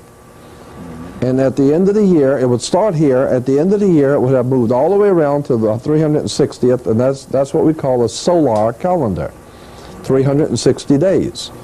But they didn't work out, so the Egyptians added 5 days, and today we call it the calendar we have now is 365 days. But the point is that every year the sun moves further and further south, and the further it goes south, the colder it gets, until finally it hits the lowest point, I guess this is south, the lowest point in the southern sky. And when the sun hits the lowest point, and it's not going to go any further, that happens on December 22nd. December 22nd, the sun moves into the southern sky at the lowest point. Right. And so on December 22nd, on the sundial, the sun hits on a particular degree. And on the 23rd, it's still on the same degree. And on the 24th, it's still on the same degree. The sun does not, it goes all the way down. Each day it's moving 1 degree each day, until finally it hits down at the lowest point, and something happens where it does not move on the sundial for 3 days. For 3 days it comes up, and on the sundial is on the same degree. The ancient people said anything that's been moving all year long and has stopped, it's dead for 3 days. So the sun is in his tomb for 3 days. God's Son died for 3 days. That's right, because it was moving all year long, and it ain't moving for 3 days. That means it must be dead. And then on December 25th, the sun, the dial moves one time backwards, 1 degree backwards on the sundial backwards, which means now it's going to start coming back toward the northern hemisphere. It's coming back. So each day it rises and rises, and it's getting warmer and warmer until the first day of spring. So on the first day it rises is on December 25th. Therefore today we celebrate God's birthday, God's son's birthday on December 25th. That's right, because the sun was dead for 3 days. Now it moved again. So anything that was dead for 3 days and starts moving again has got to be born again. So therefore we're all going to be born again. So now the sun starts coming back to the northern hemisphere because we done celebrated his birth, and he's born on December 25th. Now as the sun's coming back and it gets up here to the first week of spring, all of a sudden life comes back to the earth. Boys chasing the girls, women chasing the guys, everybody's drinking, and life has come back to the world. All the plants are growing, and everybody comes back to life. All the animals come out from hibernating, and it's good times again. Consequently, right, so consequently, the sun had died in winter and was dead for 3 days. Therefore, we are celebrating, and even today we say, when someone dies, we say, grandmother passed last night, or they passed on, or they passed away. But the word pass is always in it. They passed last night, right? But the ancient people said that, that when you died, you passed over. Because see, you were here, but you died, now you're over there, wherever there is. Well, that's where you are now, because you passed over. From the east bank to the west bank. That's originally from the east to the west bank, right. But the point was that you had passed over to another life. Therefore, the sun was dead in winter. It's come back in the spring. So the ancient people, 2,000 years before Hebrews ever existed, they celebrated the first week of spring, and they called it the Passover. So today we celebrate the Passover, a very holy occasion. No, it's the first week of spring. Damn. Ain't nothing holy about that. The first week of spring. And then the Christians celebrate the resurrection. Of course the sun's resurrected. It was dead in the winter and it come back in the spring. Now it's resurrected. And therefore, you got to have, now you understand where the Passover comes from. The Passover is nothing but the sun that passed over from the death of winter to the new life of spring. It passed over. I don't know what's so special about that. It happens every year. From the low to above the celestial equator. Right. I love it. Now, if you understand that, for the first time you will understand why God is referred to as He. Why God is He. We refer to God as Him and He. Why couldn't God be a she? I mean, after all, a woman's the one that gives birth to the babies, and the woman's creating life, and if only God can create life, well, that's what the woman does. Well, the ancient people said the woman represented God, not man.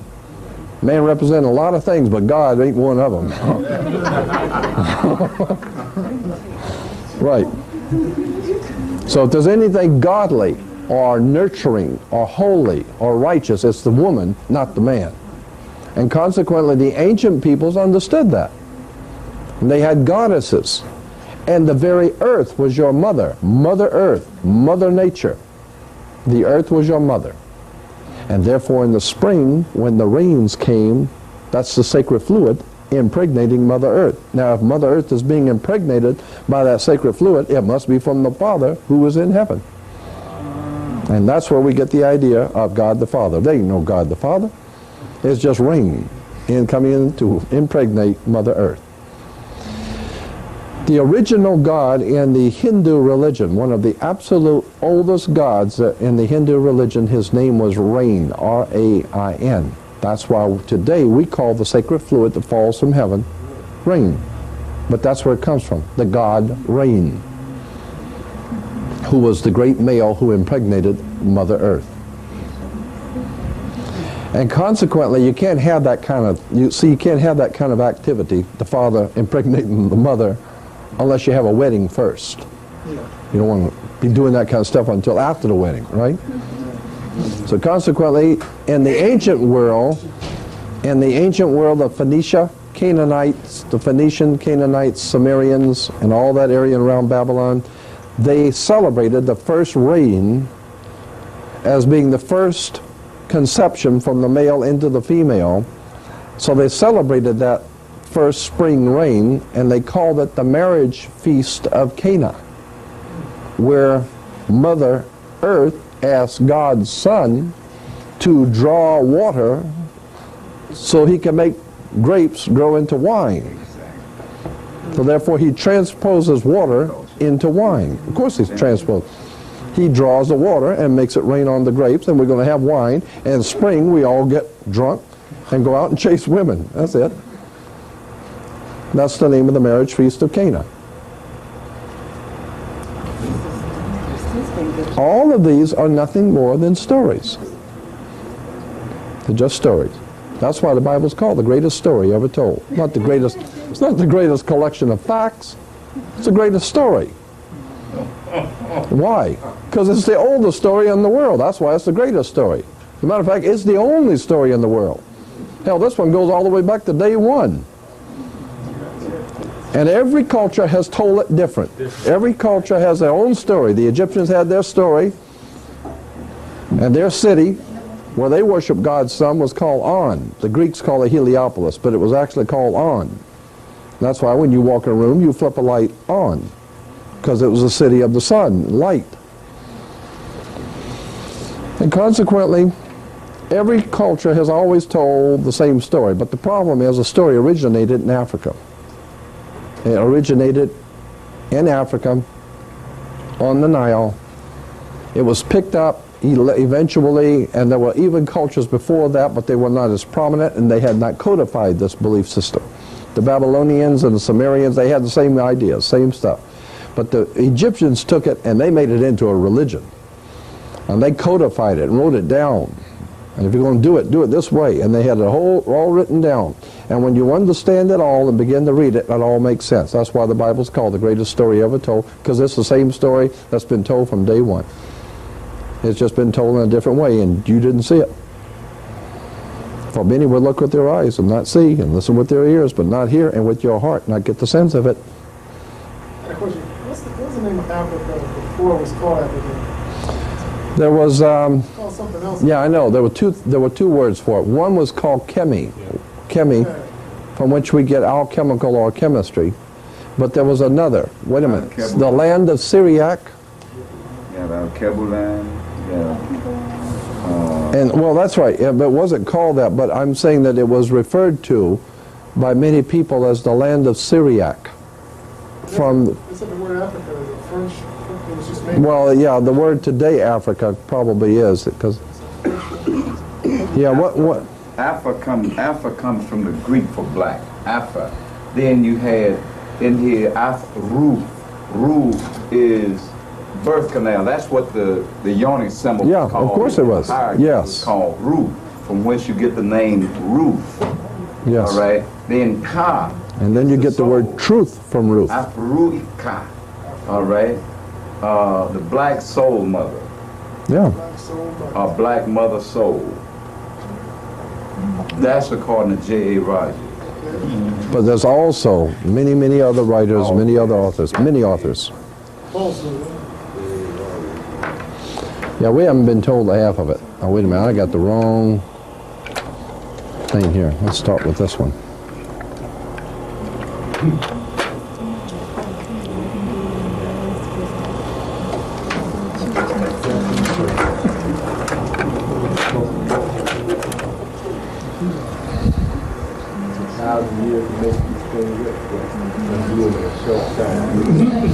You realize how many people have went to church and bringing money and giving money to the ministers and paying for all the church and paying for this and paying for that for the church, and come to find out,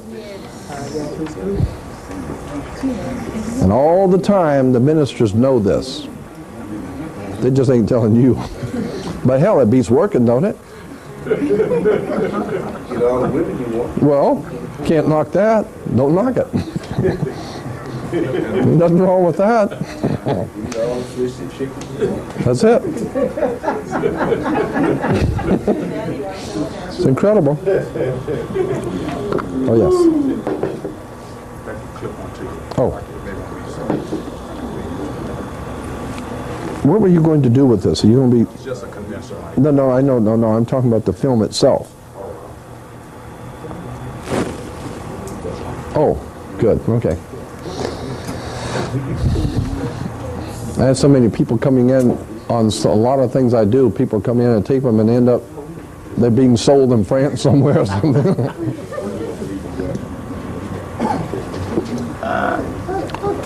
And they're yours, that's all right.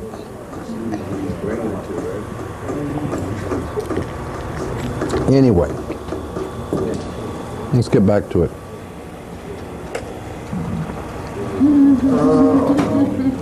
Yeah. Now the rose, as it is used in politics and occultism, goes back to the red rose is connected to the Tudor dynasty of England. The Tudor dynasty of England, or the royal dynasty in England.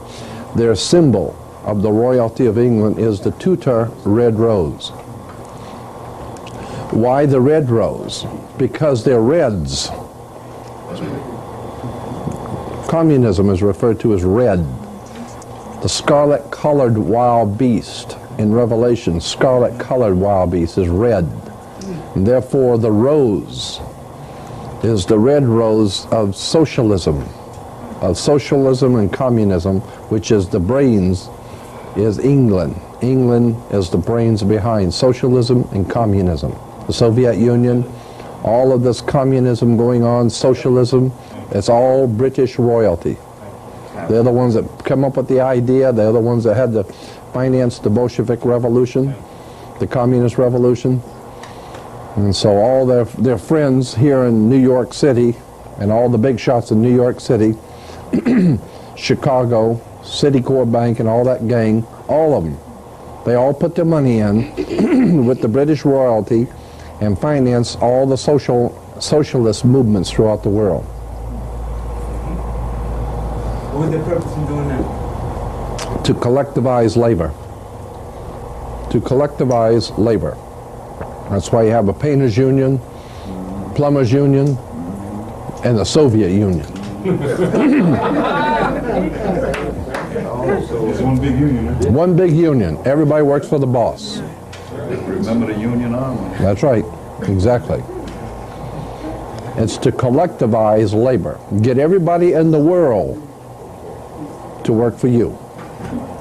And therefore we'll have God's kingdom. Everybody will be on their knees, and we're going to smoke cigars in New York up there at the Waldorf Astoria, and the Queen of England will make another billion, and the Rothschild House of Rothschild will make another 100 billion, and all the poor folks will never wake up, and they'll never suspect, because they're waiting on the Lord to come back. And they ain't never going to see it coming. Well, is it true that the Social Security number is the mark of the beast? I don't think so, but I could be wrong. I think the mark of the beast, I have my own idea about what the mark of the beast is. If it is not the mark of the beast, it's a good try. It don't miss it by much. You know, it's a good one, but I don't think that's it yet. I'll tell you what I think, and this is just what I think. In Freemasonry, in world Freemasonry, there is a faction, there's a particular kind of Freemasonry connected with the York Rite, which gives us New York. New York comes from the York Rite, or the Duke of York, or York Rite in England. And the symbol for the York Rite is called Mark, M-A-R-K, Mark Masonry. M-A-R-K, Mark Masonry. And in ancient England, when the Freemasons would build something, that would say they would put their mark on it. And that was a Masonic mark. So when they would build something or or great sculpturing or a picture of something, whoever did it would put their mark on it. And the symbol for mark masonry is the triangle within a circle. And that's what I think is the mark, is the triangle within a circle. And since you brought that up, I'm going to show it to you right now.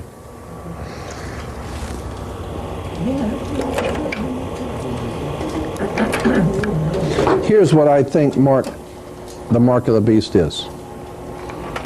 Since you brought that up, let's look at it. Because that's the first thing on this is the mark.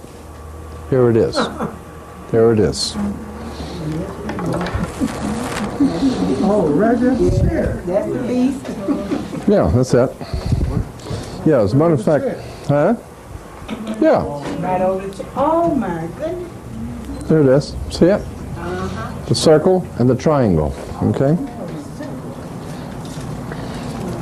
Now, let's see how that works out. Here it is again. The triangle and the circle. The circle has to do with the sun, and the triangle has to do with the pyramid. Because the pyramids were always used in relation to worship of God's sun.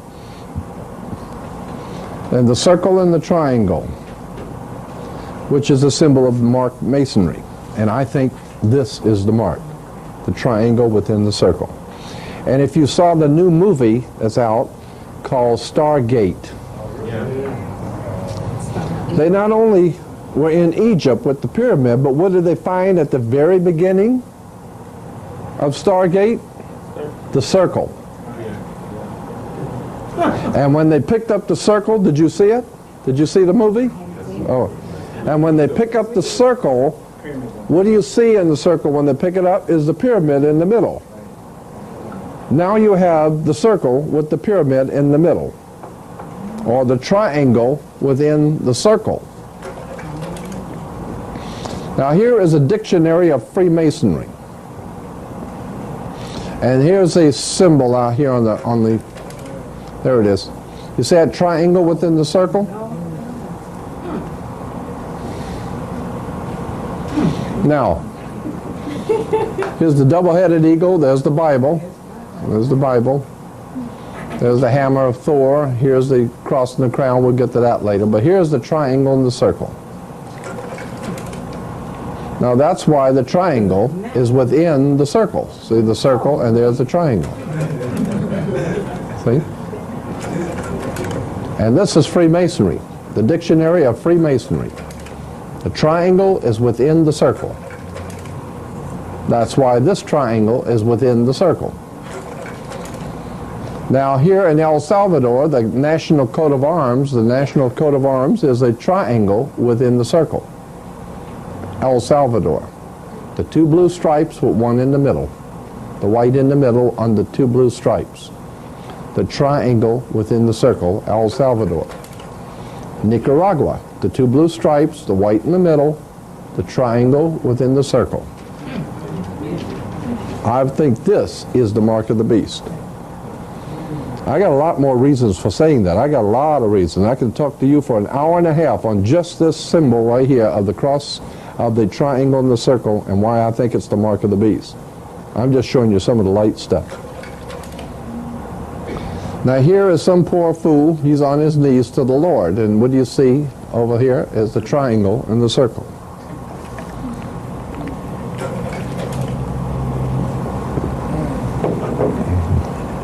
There's the Masonic Lodge, and over here you'll see the triangle and the circle again. This is the lodge of the Mark Master Masons. And there's the triangle and the circle, and then here is the Royal Arch Freemasonry with the Bible, Star of David, and up here you will see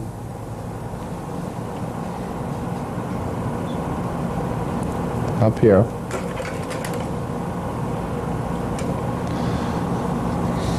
the triangle and the circle again. Now here is the School of Theology over at Claremont School of Theology in California. It's one of the many theological institutes, theological seminaries. What do you see on the pulpit? Huh? Right there. Right on the podium. Right on the podium. And that's from the Claremont School of Theology. So when you see the minister and the preacher on the podium, better check out the symbols, because that's going to tell you where he's coming from. You better believe it. That's mark masonry. He's got the mark. He's taken the mark.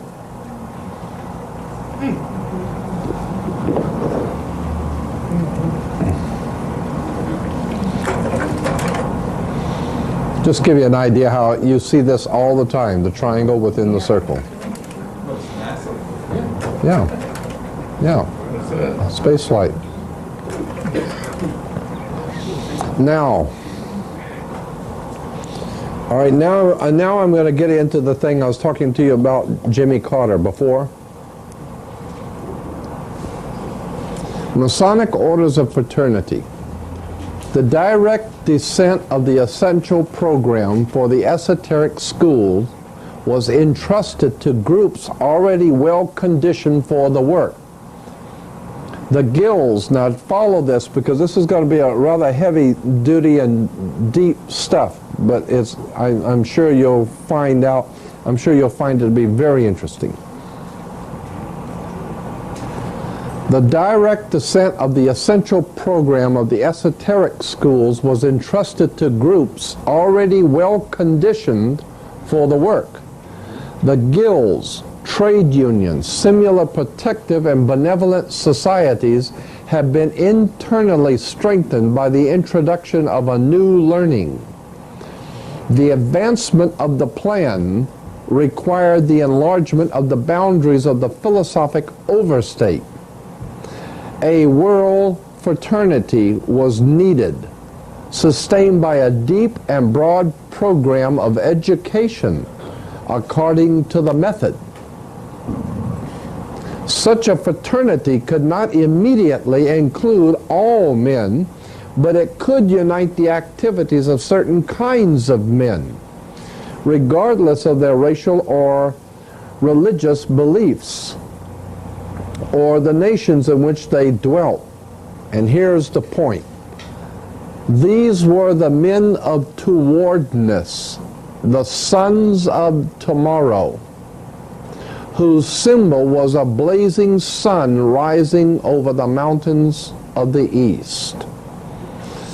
So it's talking about the Masonic orders of fraternity, and they were saying that if we're going to form a world conspiracy, you can't bring all the people into it at one time, but we could pick out certain people from different races and different groups who have learned how to go along to get along and know what to kiss and when, you know, and have proven themselves that they love the money and the women and all the other fun things that go with being on the in crowd. And we know we can buy them. So we can begin a new learning. An advancement of the plan required an enlargement of the boundaries of philosophic overstate.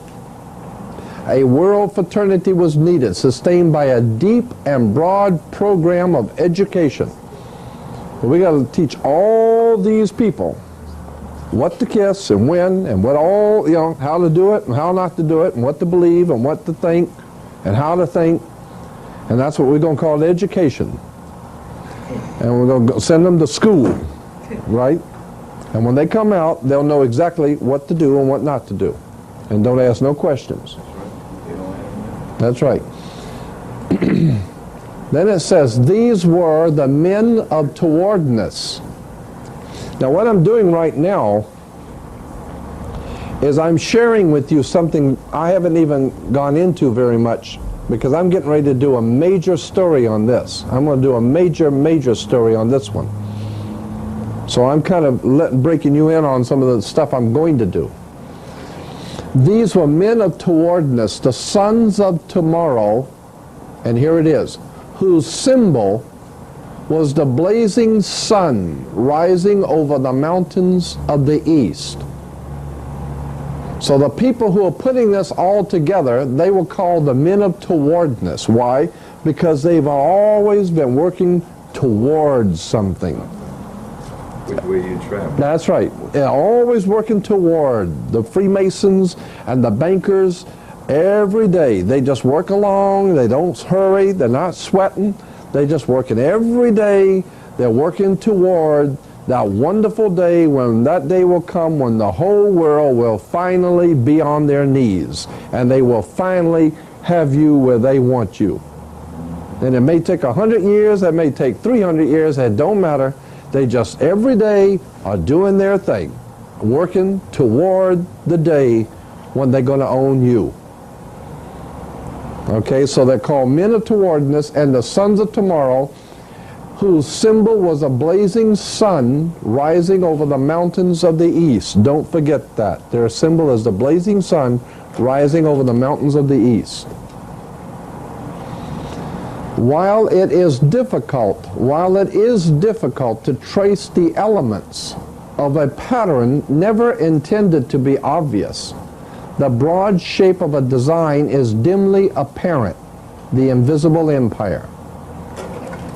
So what it's saying is that if it's hard to figure out, it's supposed to be hard to figure out. Not supposed to be easy. But you do your homework, it'll all start to fall into place. It'll all start to make sense.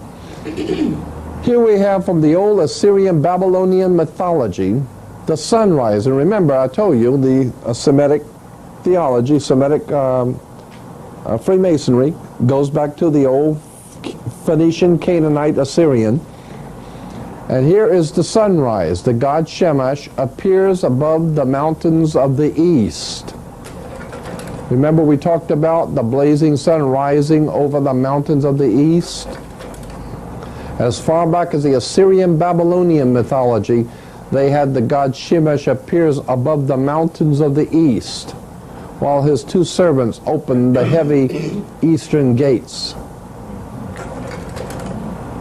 Here in the Israelites are going toward the sun over the mountains of the east. Here in Hebrew Freemasonry, you'll see the Bible, the square and the compass, and the rising sun. Here in the book, 9.5 Mystics, the Kabbalah, today, we have chapter 9 is the way of one who is caught between the suns of a dying and a dawning day. So when you talk about the Hebrew Kabbalah, chapter 9 is the way of one who is caught between the suns. One sun is the dying and the one sun is the dawning day. So it's the sun of the old sun who's dying and the new sun who's coming. Here is the chair that George Washington sat in when signing all the documents to found this country. And up here, well, here it is. So this is the same. Here's the chair with the sun. See the sunrise on it? But now at length I have the happiness to know, says Washington, that it is a rising and not a setting sun. Remember, the one who's caught between the suns. And he's saying, now I'm happy to see that what we're doing is we're working on the rising sun instead of the setting sun, because I thought we were dead, but maybe we're on our way up then, right?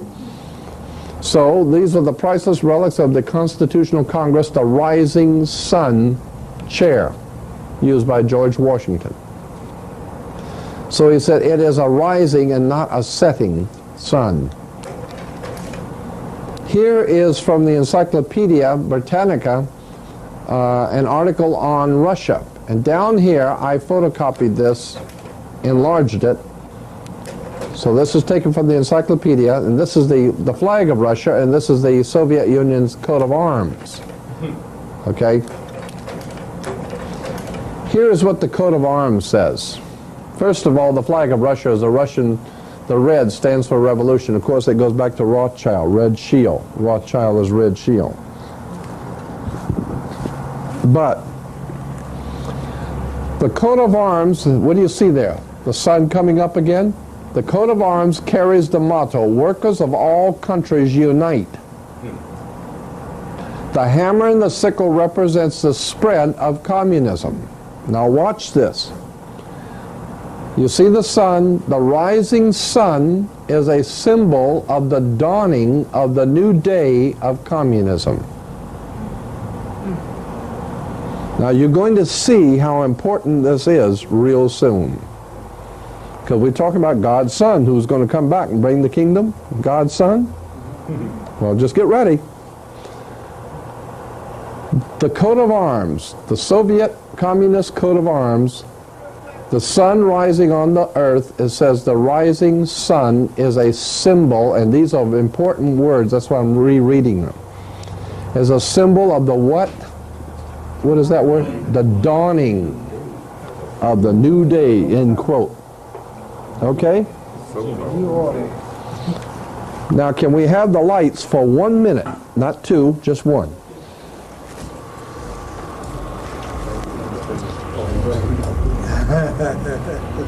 Jimmy Carter, on the back, when he was inaugurated, he said, "I see the sun rising on a beautiful new day." Okay? Flashing there. Uh-huh.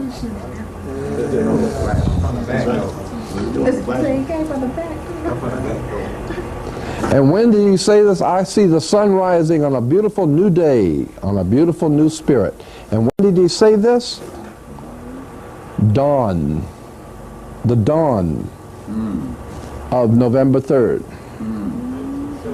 D-A-W-N. Okay, He got up early so he could see the sunrise and gave a speech in which he said, I see the sun rising on a beautiful new day. That was a ritual.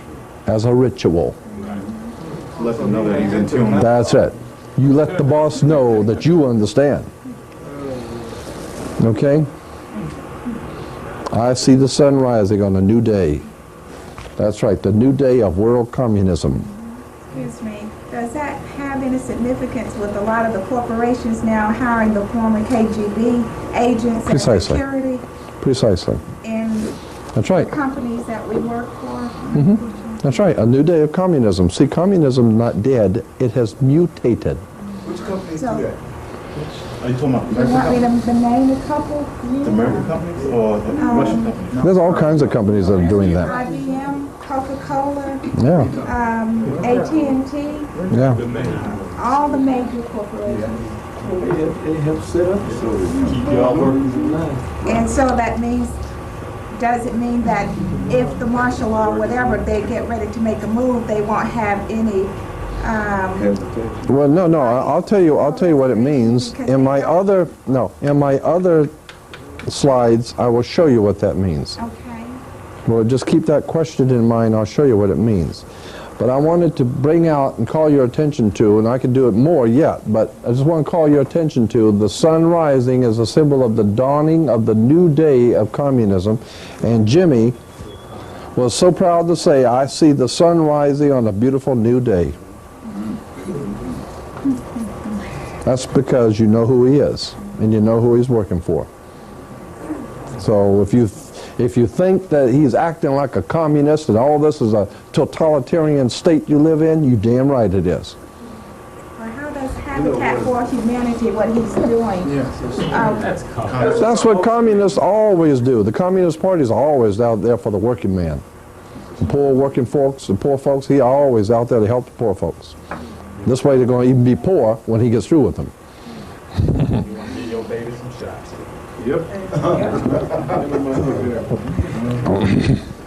You know, when Bush lost to Clinton, he said, it's the same game, I'm just passing the ball. That's it. That's my time now.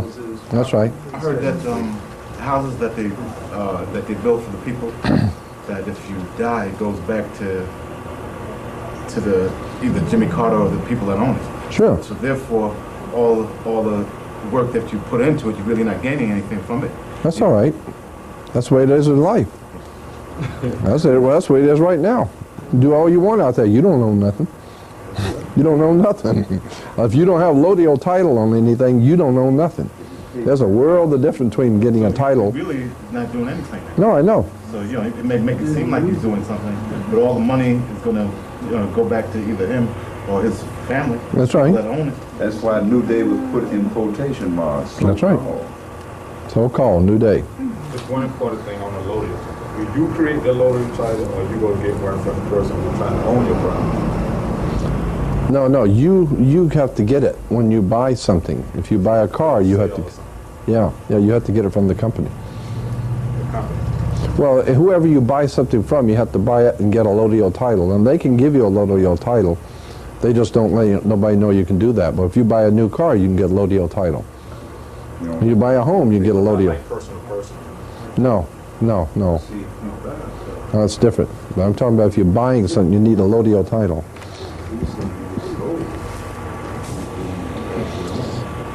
Okay, I just want to throw that little piece in. I got a lot more on Jimmy, but that's just a little quickie I want to throw in and let you know where he's coming from. So Jimmy sees the sun rising on a new day, and so do I. And Jimmy understands what it really means, and so do I. Now here we have, this is interesting, that this symbol came out for the Soviet Union right around 1937, 38, 39. Okay?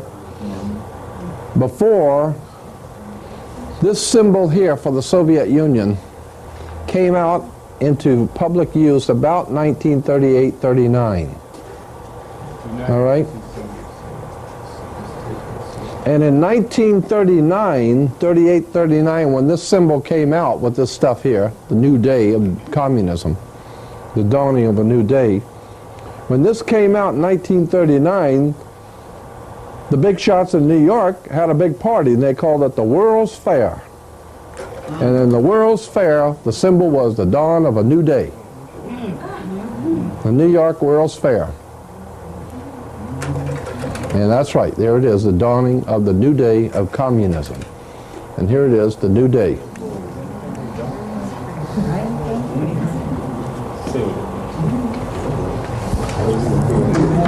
And that's the New York World's Fair. New York is the Empire State, remember?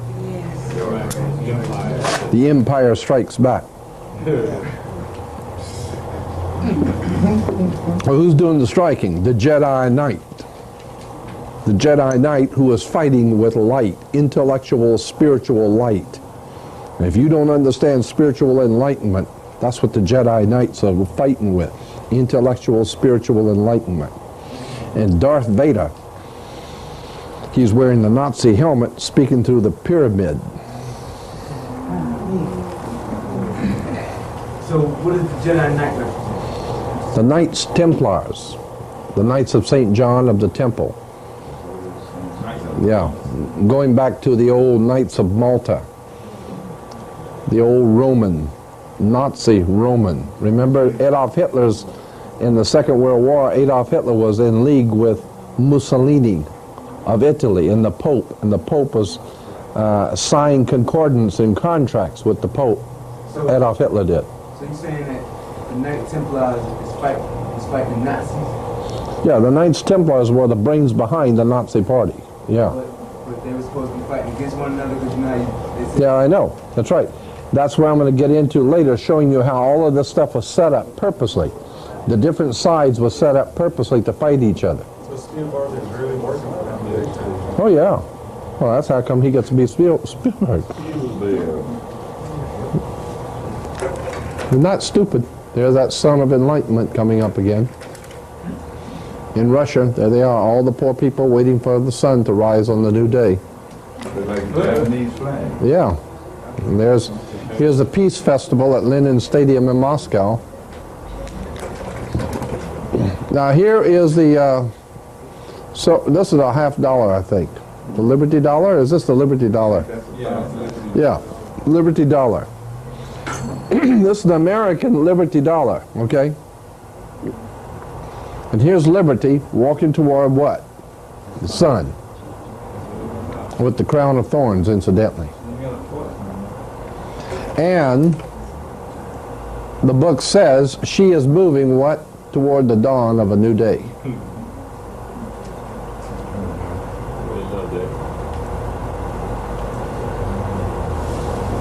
So all of our coins celebrated the coming of world communism. Now here's Charles Tez Russell, founded Jehovah's Witnesses, and he's out there preaching to the poor Jehovah's Witnesses that the new day is dawning. The new day. Everybody get ready for the new day to get on your knees and bow down and worship Jehovah, the God of the British Israel Hebrew Freemasonry. Jehovah. That's Freemasonry. Semitic British Freemasonry.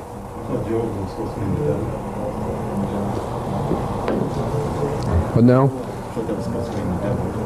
in my book he is.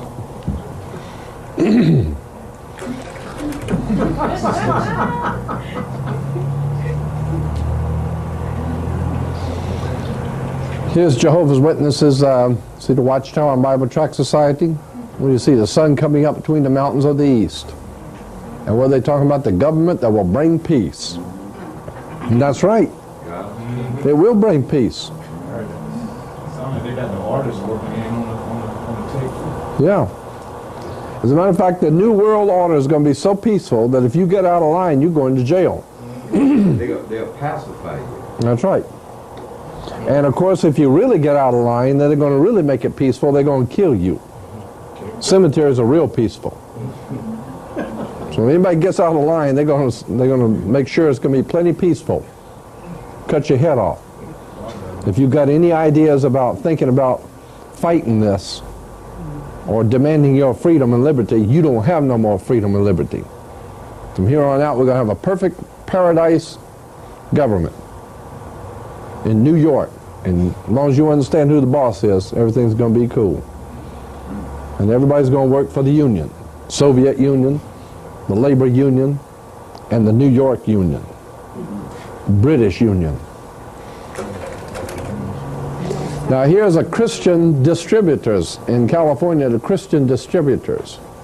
They distribute all the Christian literature, and they call the New Day Christian distributors with the sun coming up over the mountains of the east. So all the Christians going to the Christian bookstores, and they're getting all the materials from Christianity, and they don't realize that the company is called the New Day, bringing the sun over the mountains of the east.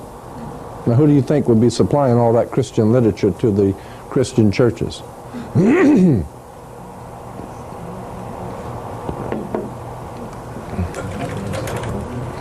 Here's Richard Nixon.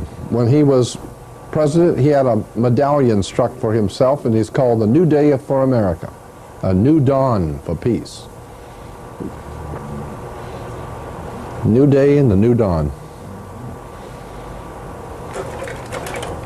Of course, he he tripped up a little bit and screwed up. Yeah, made somebody upset. Yeah, he made somebody mad, screwed up. So they said, "Fool, you ain't gonna see no new dawn. You going home now. You ain't gonna see no new day." Yeah, him and BB. Now here in the movie 2010, if you remember 2001, that's the shape of the United Nations building. It's called the Smooth Ashlar in Freemasonry. Oh yeah. That's the UN building. And it's called the Smooth Ashlar. A smooth ashlar is a stone, a black stone. It has to do with the black stone of Mecca. The Kaaba. Right.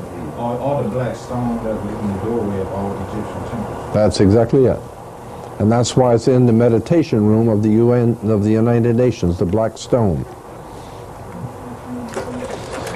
Now here in a magazine, a cartoon magazine, on the, taken from this one, this magazine here, 2010, up here shows the sunrise in Egypt. No, this is in Washington, D.C. And here it is, the sunrise in the Soviet Union. And here it is in Egypt. And then down here, you will see the UN building perched upon or sitting upon the waters of the nations, which water always represented the people. So the United Nations is perched upon the waters of the nations, or the waters of people. And down here in the bottom, it says, and unlike on Europa, a new day, unlike any before, dawns. A new day dawns.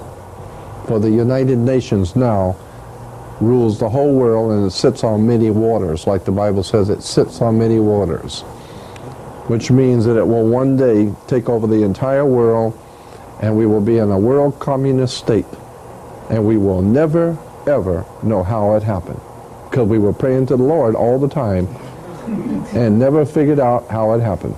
With your eyes closed. Mm-hmm. Amen.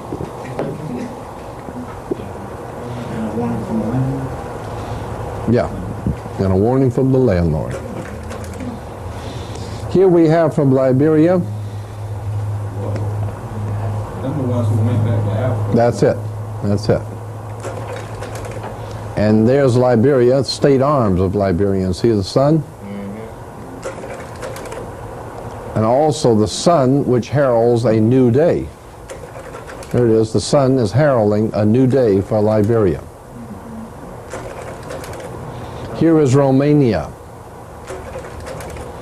And here's the national coat of arms, the state arms for Romania. And you see the sun coming up?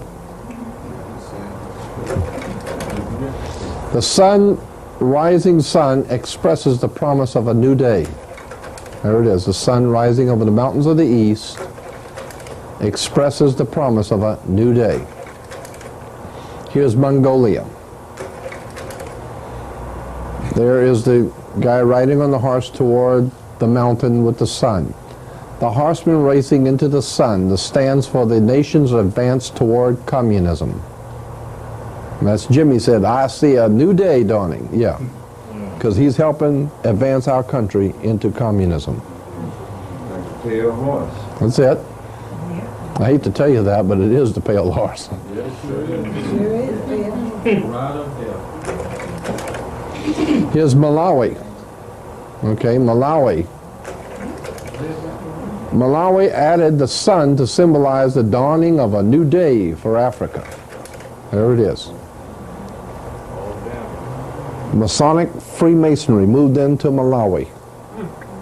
And the people never saw it coming. They didn't understand it, had no idea what it meant.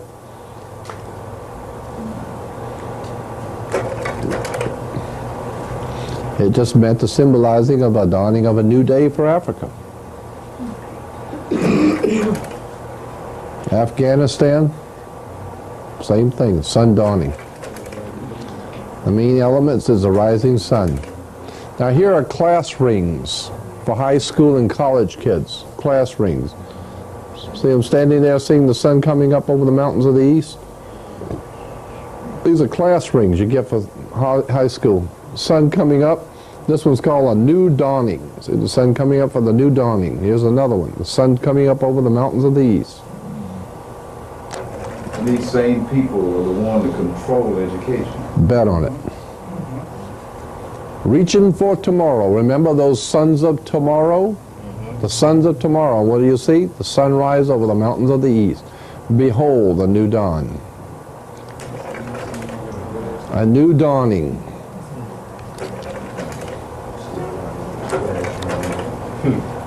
Yeah, behold a new dawn, reaching for tomorrow.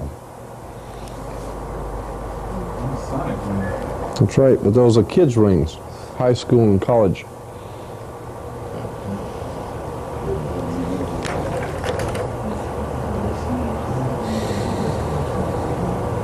That wouldn't be a fish mouth, would it? No, it looks like an angel. Yeah, it could be, but it's the looks like a bird, and but it could be the fish too. Yeah. Now here is a book you have right up here. Excellent book. I just pointed it out to somebody over here. It's right here. It's called Secret Societies and Subversive Movements. Excellent book. If there's a copy left over here, you ought to get it because it's sensational. Here, see again, I told you it was from the Christian Book Club of America. So you can write them and they'll, you know. But anyway, here's The Secret Societies and Subversive Movements by Nesta Webster. And in it, she's quoting this lady who was a member of the Aleister Crowley group. The Aleister Crowley group was called Stella Matritina in England. And this one lady who was a member of Stella Matritina came out of it, and Nesta Webster was interviewing her. And she said, the lady said, the same initiate has communicated to me, this is Nesta Webster talking, the same lady or the same initiate has communicated to me the following conclusions concerning the group in question, with the permission to quote them verbatim. The lady who was a part of the Stella Matritina in England said, I have been convinced that we as an order have come under the power of some very evil occult order profoundly versed in science, both occult and otherwise, though not infallible, their methods being black magic, that is to say electromagnetic power, hypnotism, and powerful suggestion. And here is the point. We are convinced that the order, that's the Stella Matritina order in England, we are convinced that the order is being controlled by some sun order, after the nature of the Illuminati, if not by that order itself. Some kind of sun order?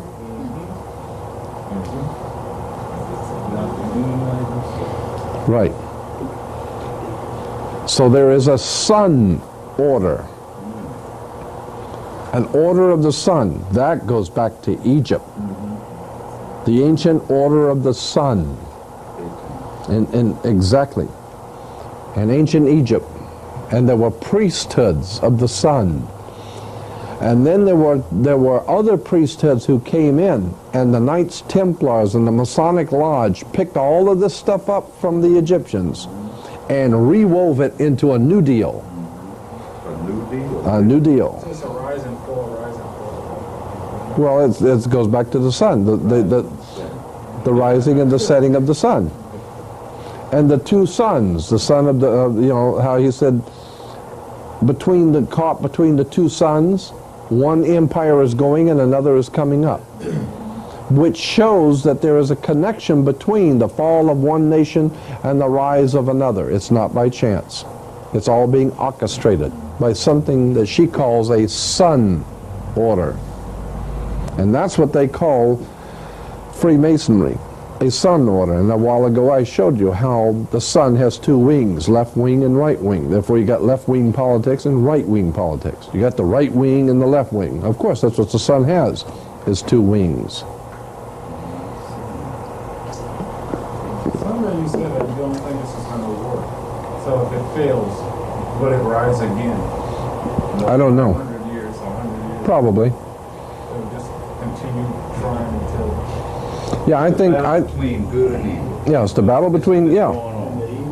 Truth and false. That's right. Yeah. Now I got my own idea about why that is. I have my own theory on as to why it is that 500 years from today we'll still be fighting the same battle. They'll be doing it a different way, but we'll still be fighting them the same way. The poor people, the working class people will still be fighting the manipulating people who are manipulating and exploiting and keeping everybody else ignorant and stupid and using them and abusing them. There's always been that war. You go back into ancient history, there's always been that few that exploit the many. And it may not ever stop, I don't know. And it's always been through ignorance. Yeah, it's always been used to ignorance. The parasite is always weaker than the host. That's it. But I got a theory about why it's happening like this and why it will always happen. But that's just my personal spiritual belief. Now, here's a classic example of how symbols are used in churches. Now watch this. We have a cross and the crown in Christianity.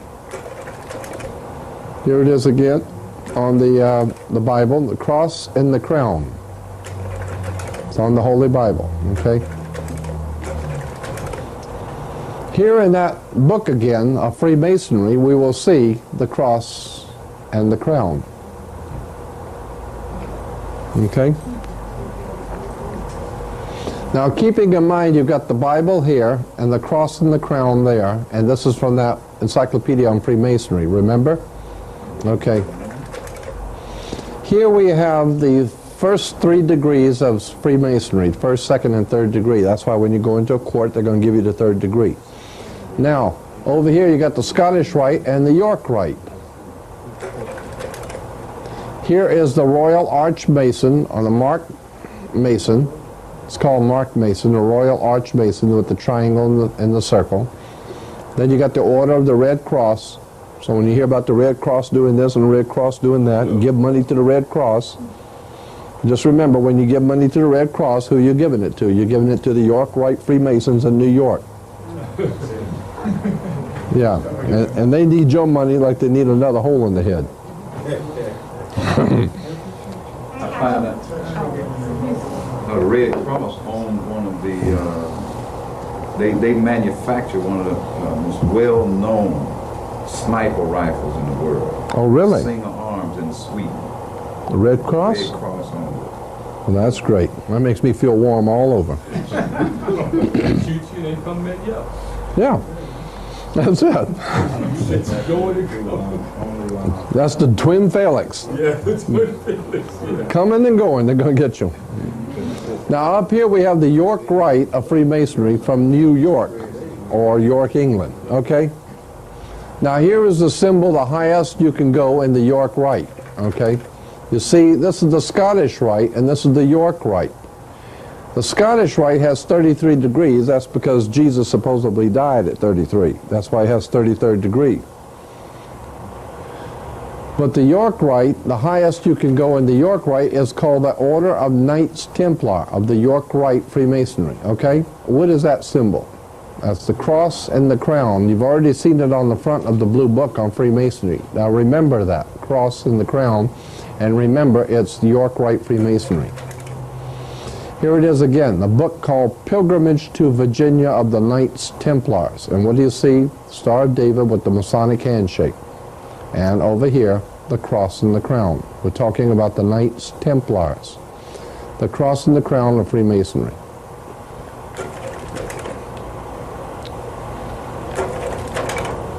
Here on Jehovah's Witnesses, the Watchtower, you'll see up here in the corner, there's a sun rising. Yeah, that's it. There it is. And here's the sun rising over the mountain with the cross and the crown. Here's the Cross and the Crown Lutheran Church. Here is the Cross and the Crown as magazines. Here's the minister with his cross and the crown on the red cloth, the cross and the crown. Yeah, there he is. This nice all-American boy serving the Rothschild of the red shield on the cross and the crown, and everybody going to church thinking they're worshiping the Lord. And they are, Lord Rothschild. The landlord.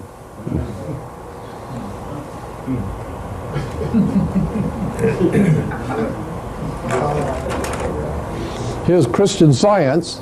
Christian Science, their symbol is the cross and the crown.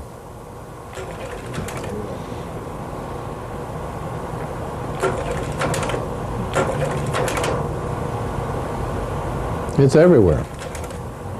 Here it is. Using as a wedding band, simply as a testimony of your commitment to Christ. And there you see the cross and the crown.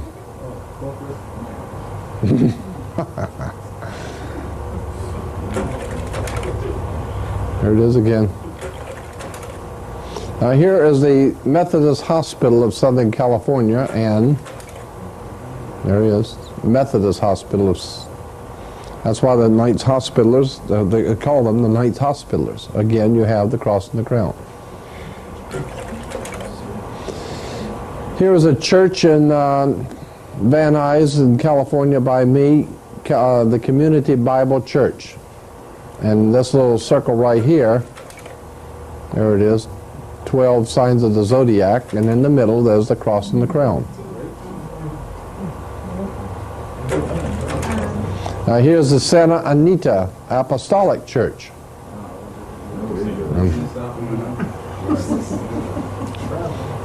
Santa Anita Apostolic Church, and there it is, cross and the crown. Here it is again.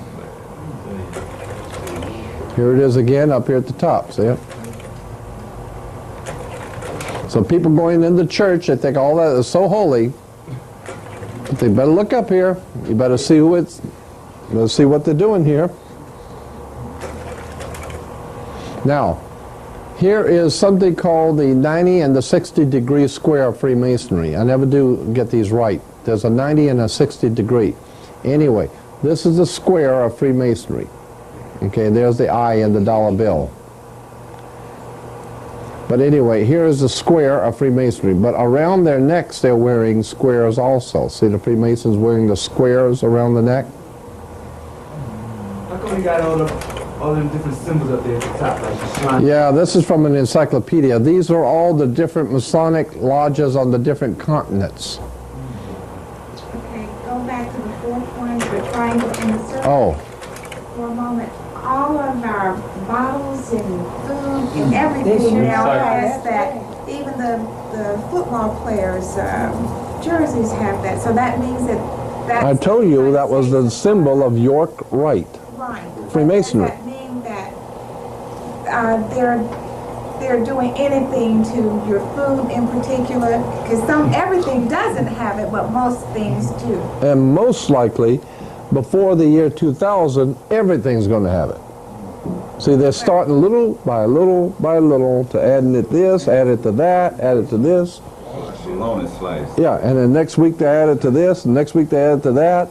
And before you know it, one day you're going to wake up and you can't even go to the bathroom that is in the triangle and the circle everywhere.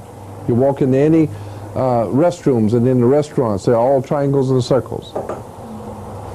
So they haven't chosen by 1, 2, 3 in order what they want to put it on. Well, I don't know. They're choosing it randomly, or No, I don't think nothing is happening random. No, no, nothing happens random. They own these establishments. They control them. If you're going to get up in high in anything, if you're not in masonry, you're not going too high. That's it. And if you're going to open up, if you're going to have a building, you're going to finance the building of a building, and you get an architect, architects are Freemasons. That's it. Same thing with politics. So, if you're going to get money to build something, you got to get it from the bank. Banks are Freemasons. After you get the money, you're going to have architects build the building. Architects are Freemasons. You got to buy all the raw materials, the bricks and everything. That's who sells them, is Freemasons. Then you got to get people, the laborers that come out from the unions. That's Freemasonry. And when you get the check and dig it down the bank, that's Freemasonry. So the bottom line is, you ain't doing business in this country unless you do it with Freemasonry. That's it. What is the symbolism in the aprons again? The aprons that we're in? The apron is the lamb's skin. It goes back to the lamb's skin. That's why when you graduate from college, you get the lamb's skin diploma. It's the lamb's skin. It goes back to Egypt. Anyway, there are two kinds of squares in Freemasonry. This is one square. I think this is the 90-degree square, and these are the 60-degree square.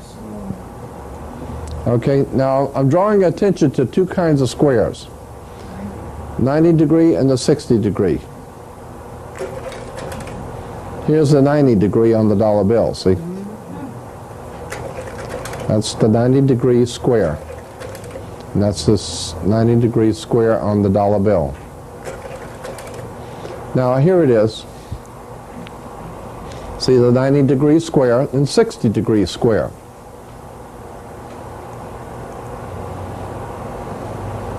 And that's connected to, of course, the Star of David. But check this out. You got 90-degree and the 60-degree square. What's the significance of that? Well, you'll see in just a minute. The difference between, now here is a 60-degree square, right? And see the Freemasons wearing the 60-degree square around their neck? That's why in the Olympics, when you win a gold medal, you put the 60-degree square. Then, over here, 60-degree square in Freemasonry. And here is the 90-degree and the 60-degree and the 90-degree in the church choirs. Marching down now. That's right. Everybody called up here. That means all the Masonic don't have this stronghold for the Olympics here, right? That's right. Gonna have. They're gonna hold them all. Got the whole And so when you see, and you go in the churches and you see the choirs, and they're all singing, but all of them have the 60 and the 90-degree square.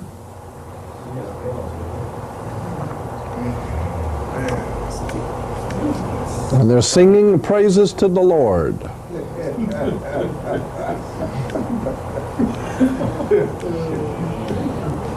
And the Lord just happens to be the big penis.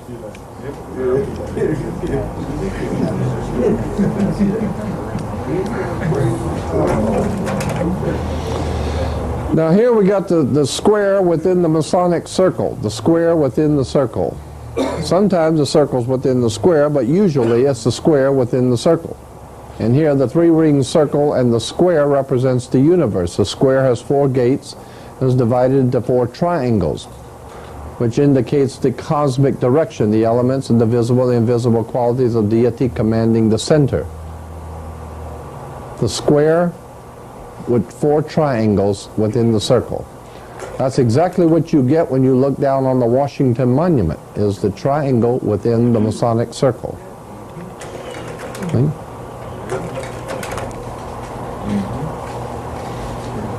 And they show you this way because you got the black triangle as opposed to the white triangle. You pull the two together, comes the Star of David within the Masonic circle. Here's the Kaaba, the black square. It's called in Freemasonry the perfect stone or the mystic cube. The mystic cube is a symbol of the Illuminati. The truth cube or the mystic cube is called the perfect stone or the mystic cube. It's connected to the Illuminati and the Freemasons. Again, it's the square within the circle. The square within the circle. Now we got the little Masonic library has Mormons and Freemasonry. There's Mormons and Freemasonry. Mormon church is nothing but Freemasonry. Mormons and Freemasonry. Mormons and Masonry. Freemasonry and the Book of Mormons. Zion's Park. That's why you got Zion's National Park. The Great White Throne, Zion's National Park. The Great White Throne. Yeah. Okay, again we go back to the red rose, which is the tuta rose of England, the symbol for world socialism. Now here's the Queen of England with some pornographer or murderer or something, I don't know who he is. Yeah, all the above. Some drug pusher or something. Well, both of them are drug pushers. Oh yeah, they both are. But he's proud to show you his red rose.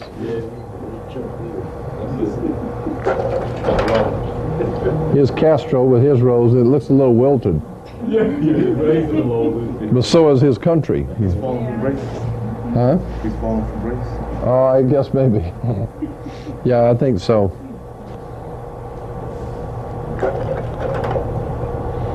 There's the, here was the Communist Party chief that Yeltsin overthrew. And there he is with his red rose.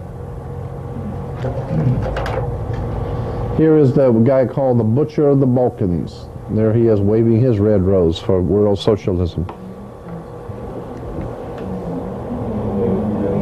really want to get no more red roses? And then here's Clinton in front of a poster at the White House in the Time magazine. Time magazine has Clinton posing in front of a poster, and see what he has in his left hand? Now, that red rose is supposed to symbolize socialism? Hmm? It's supposed to symbolize socialism? Yeah, yeah, that's what the red rose symbolizes.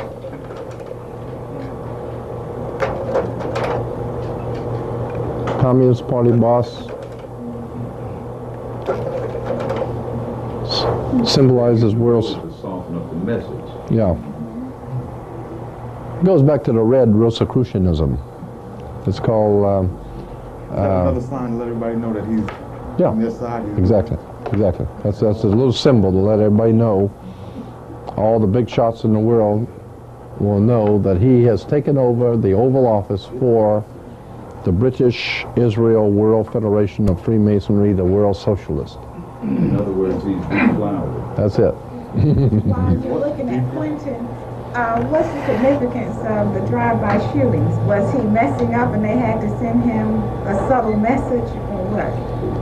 It could be that it could be some of the opposing parties don't like him. Who knows? No, I'm sure it's not the people. The White House, they shot at it with an SKS, and that's the rifle that they want to take away because the country's been flooded with SKS. Oh, okay. Well, that makes sense. And that makes more sense than. And Gore came on the next site talking about gun control and said, by the way, the gun that the gunman used was an SKS, semi-automatic. Yeah. Okay. Well, that makes sense to me. And the one that went in with the airplane, they were both in the same outfit in the Army. Okay, so they had a connection right there. Mm-hmm. Yeah, that makes sense.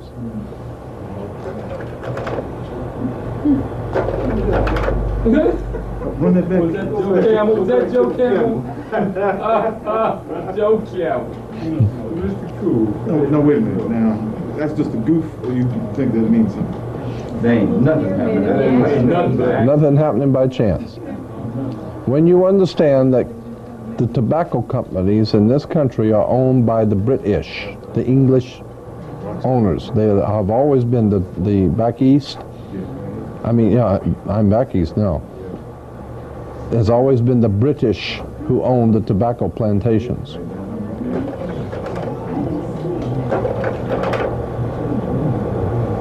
That's why we have the pyramids now on the Mississippi, because the Mississippi is the new Nile for America's the new Egypt, and Mississippi is the new Nile. That's why you got all those different cities on the Nile that are now on the Mississippi, like Memphis and Tupelo. That's why they're building it up? Yeah, because America is the new Egypt. The secret societies of Freemasonry call America the new Egypt, with the pyramid on the back of the dollar bill and the Washington Monument.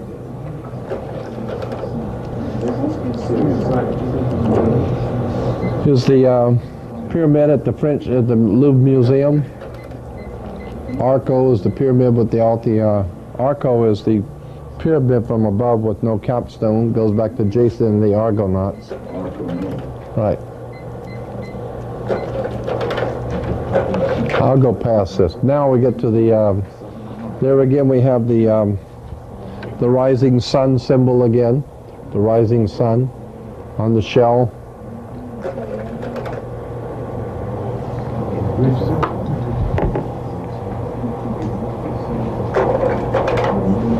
The double square of Freemasonry. Here we got an intertwining, the interweaving of order and disorder. 90-degree and the 45-degree angles, which ultimately create a harmonious design. So you got the double square of Freemasonry. Here it is again.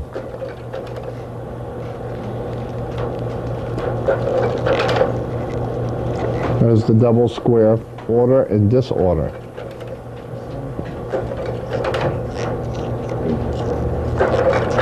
Chevron, bring that back, chevron. Yeah, you'll see that in a minute.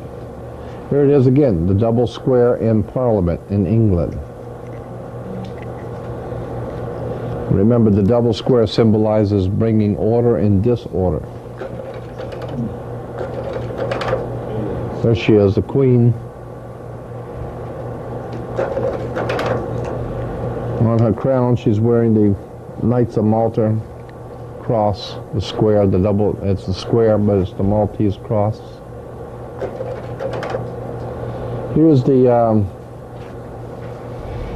double cross of Eastern Orthodox religion, the double cross.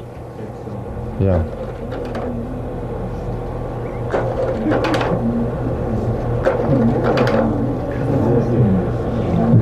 Double. Then we got the mystic star, the seven-pointed star. There's a seven-pointed star, 7 points. There it is again, Masonic Orders of Fraternity with the mystic star. The Golden Dawn Enochian Magic of England uses a seven-pointed star. Highway Patrol uses a seven-pointed star. Police departments use a seven-pointed star. There's something called the origin and significance of the Magen David. The origin and significance of the Star of David. Star of David goes back to Jerusalem with the cult of the planet Saturn. I told you one of the ancient cults in Jerusalem was the planet Saturn. They worshipped the planet Saturn, and consequently all the women were supposed to listen to their god Saturn. So they wear the Saturnalian ring, the ear ring. And men were supposed to get married before their god, so they would wear their wedding ring. Kings were to be crowned by the god Saturn, so they wear the round crown of the ring of Saturn.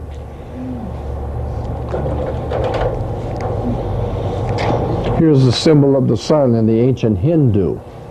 The ancient Hindu symbol of the sun. And that's the Star of David in the circle. So the Jews can't tell me that that's the Star of David.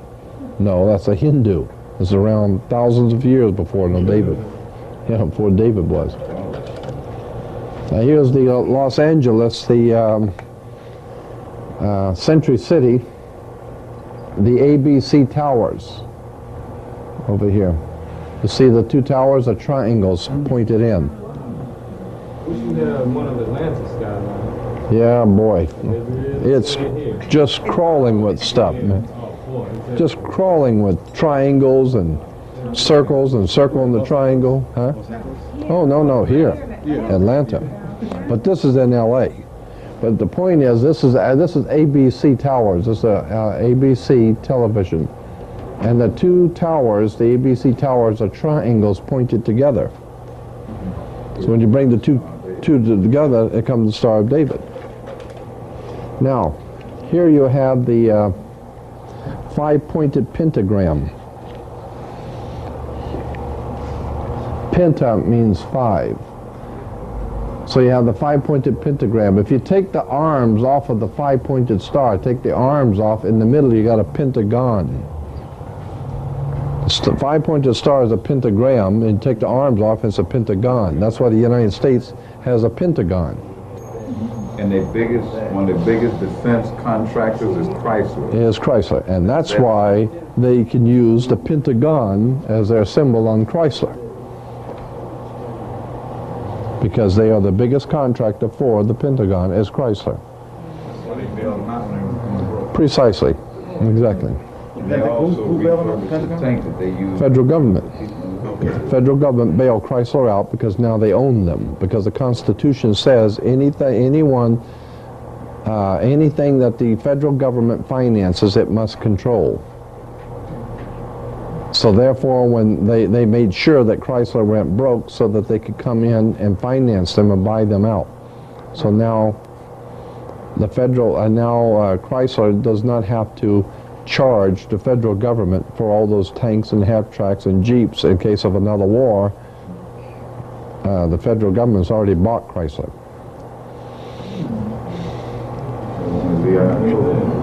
That's right. So they let Lee Iacocca build it back up and give him his money for going along to get along. Now, generally, the inverted pentagram is regarded as representing evil. The inverted with the point pointing down.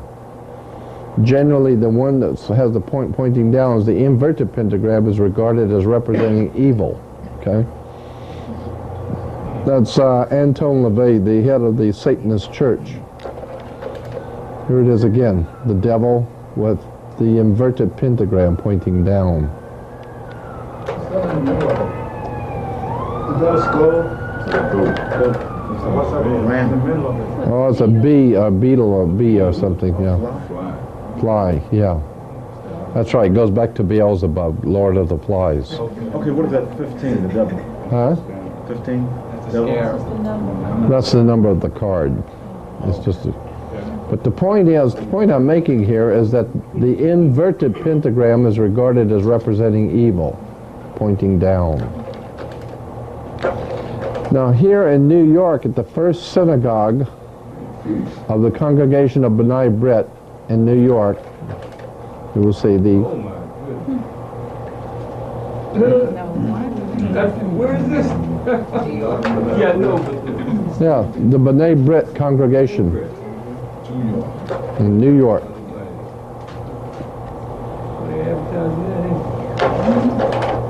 Now here is the Sovereign Grand Commander's flag of Freemasonry, the Mother Lodge.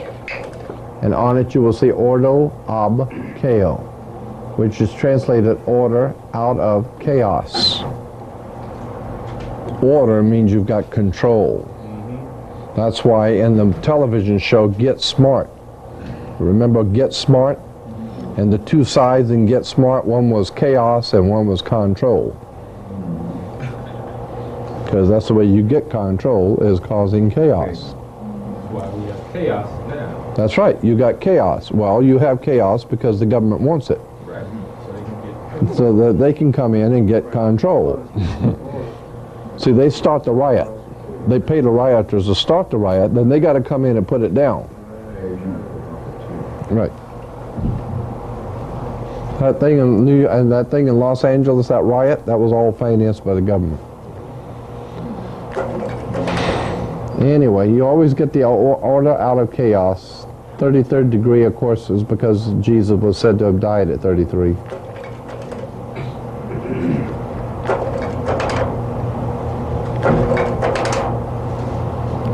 There's no wrong with that.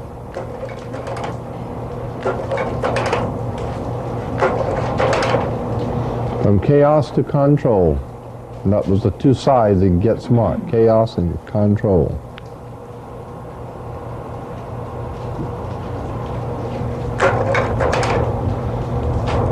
Here's a magazine, a book on Freemasonry in Europe, the European Masonic orders. And here they are, the different orders of Freemasonry in Europe. And up here you will see the two symbolic headdresses. Same headdress that the High Priest of Israel is wearing is the same headdress here. And here's the Pope, who was one of the orders of Freemasonry, all these different orders, and here's the Pope. Yeah, here he is, with the dagger and the all-seeing eye. Here's something called the Chapter Jewels, taken out of a reference book on Freemasonry, and the High Priest jewel of Freemasonry, the High Priest jewel, is the papacy, the Pope's headdress. He's the High Priest of Freemasonry. Here's the Jewish High Priest, or the Hebrew High Priest, and you will see him holding the fleur-de-lis in his hand, the fleur-de-lis, and wearing the Pope's headdress. Why would the Hebrew High Priest be wearing the Pope's headdress? Well, the same reason why the Pope wears the yarmulke.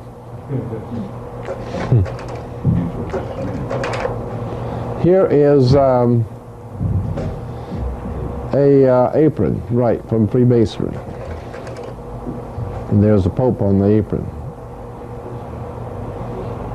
with the others who are wearing the black square on their heads. That's when you graduate, you wear the black square. See, when you graduate, you wear that black square on your head. That's because the brick masons, the plasterers and the brick masons use something called a, what do you call it, the trial and square, a trial and square. And the square, they hold in their hand and put the cement on, they take the trial and put the mud on the wall. So when they're building a wall, they use that square, and it's a black square. That's what the black square you wear on your head when you graduate. Because the colleges and universities are run, financed, organized, and directed by Freemasons. That's right, the martyr board. You wear it on your head. All the universities around here. Well, and then when you find out who owns Coca-Cola. That's it. And there's the Pope up there with him. And then you got the Royal Arch. Now here it is. This is the Royal Arch chapter of Freemasonry. Note the headdress of the principals. The Royal Arch chapter. Okay, here he is. That's why you have 6 stones on one side and 6 stones on the other. And this stone here is the keystone. It's right in the middle. And it's called, in any arch, you always have the same amount of stones on one side as the same amount on the other. And then you have one in the middle that holds it together. And that one in the middle is called the keystone. And it is the keystone for the arch. That's why Pennsylvania is called the Keystone State. Because it's the 13th colony. There were 6, and 6 is 12, and the one in the middle makes 13, and it was the Keystone State. So it was the keystone for the Royal Arch Chapter Masons who founded the whole thing. So when you get back to the Eye of God overseeing the Star of David, you're talking about the Royal Arch Chapter. The Royal Arch. And here is the man who gave Freemasonry the Royal Arch degree. His name was St. Louis. St. Louis was the Freemason who gave to Freemasonry something called the Royal Arch degree in Jerusalem. And that's why we have the Royal Arch in St. Louis for the Royal Arch degree of Freemasonry.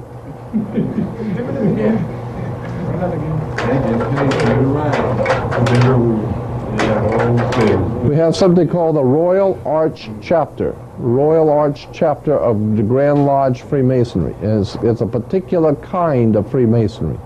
And that particular kind of Freemasonry is called the Royal Arch Chapter. And the Pope, and the man who developed the thing called Royal Arch Chapter was St. Louis at Jerusalem. St. Louis, the Mason, went to Jerusalem and developed what was called the Royal Arch Chapter of Freemasonry in Jerusalem. And that's why you have the Royal Arch today in St. Louis. They don't build this stuff by chance. They don't put that kind of money. They don't build stuff like this and put that kind of money and that kind of architect just to make it because it's pretty. That's similar to the Golden Arch. That's it. McDonald. That's right. Now here's something called the Summit of the Arch. Now, this was taken from a State Department bulletin, United States State Department bulletin called the Summit of the Arch. And here's a picture from that bulletin from the State Department. The glass pyramid at the summit of the arch. See, at the summit of the arch, and this is in Paris, France, at the Louvre Museum, in front of the great glass pyramid is the glass pyramid when all the heads of state are meeting at the summit of the arch. Here's the Pope with all the dignitaries and all the ambassadors. And you'll notice that these ambassadors are all on their knees. And here's a Chinese, he's getting ready to go down on his knee too.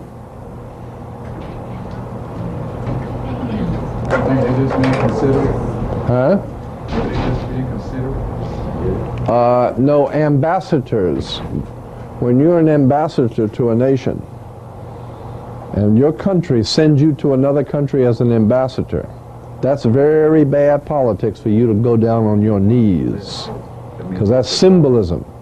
They're not only superior to you, but they're like God to you. You go down on your knees. Now, any ambassador to the United States would send to the Vatican. If he goes on his knees, he should be shot in the back of the head, because that's bad politics. You don't send an ambassador.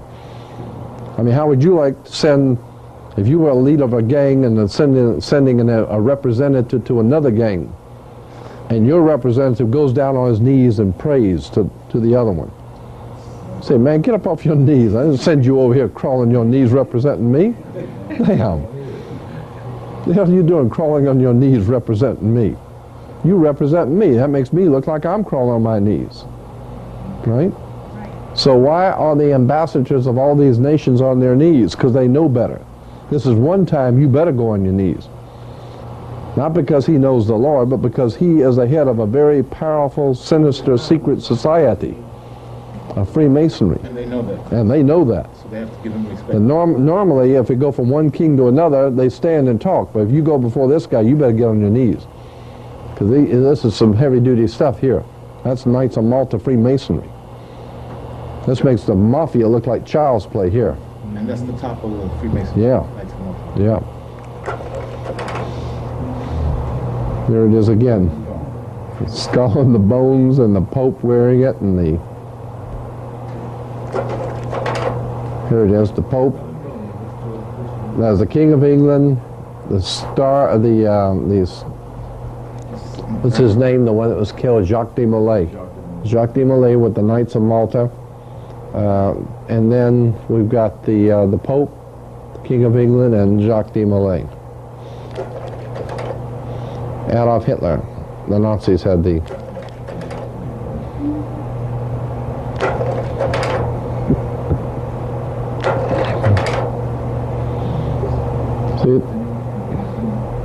They still, the U.S. still wear those as marksmanship. That's right, sure do. Same thing. Here it is on churches, here in churches over here in Pasadena. They wear it on churches. Now here it is. This is the York Rite Freemasonry again, okay? Here we go. And if you climb up the ladder of Freemasonry, you get up here to the top, you got something called the Order of Knights Templars. Okay, and there again, you got the Red Cross, Order of the Temple. And over here, you'll see this cross. Okay, now watch this. You got this cross here. Okay, now what? Here it is again. The Knights of Malta Cross. Here it is on the Masters of the Universe.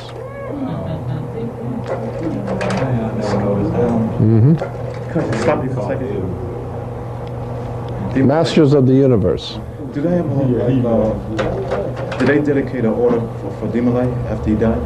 Oh, sure, absolutely. Jacques de Molay, when he was put to death in the 15th century, they made an order for young boys. They was called the de Molays. Okay, somebody mentioned to me, I was talking about 3 weeks ago, and they said that Jeffrey Dahmer and the son of Sam, their parents were involved with the de Molay school. I mean, they were part of that order. Yeah, well, wouldn't surprise me none.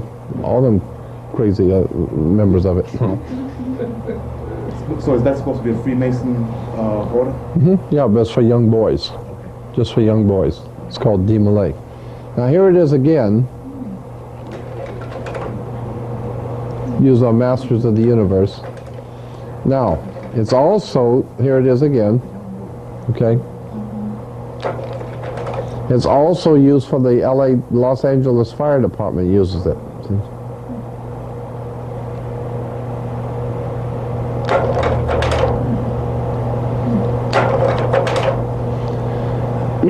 Fascism. In most cases, fascists have come to power after a nation has suffered an economic collapse, a military defeat, or some other disaster.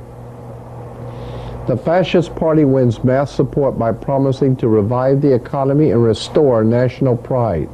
We're talking about fascism. Now watch. Fascism is severely limited under, personal liberty is severely limited under a fascist government. The government also controls newspapers, radios, and other means of communication. In its country, it issues propaganda to promote its policies. Opposition may lead to imprisonment, torture, or death. Here is a fasci. Here's the French Grand Orient Temple Masons dancing around the maypole, and that is a fasci.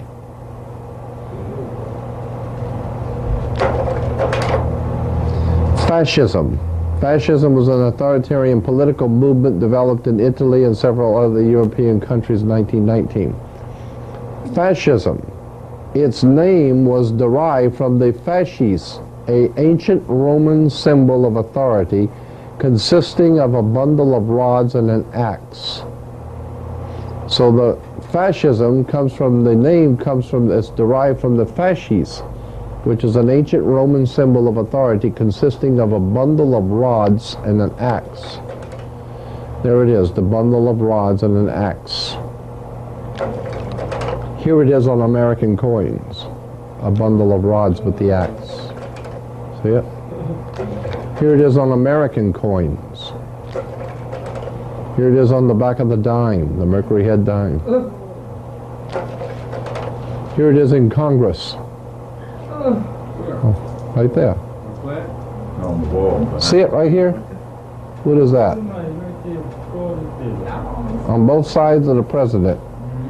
So when the president's standing here talking, there is the fasces. So if you think that this country is a fascist, racist country, that's because it is a fascist, racist country. About damn time you woke up and found out.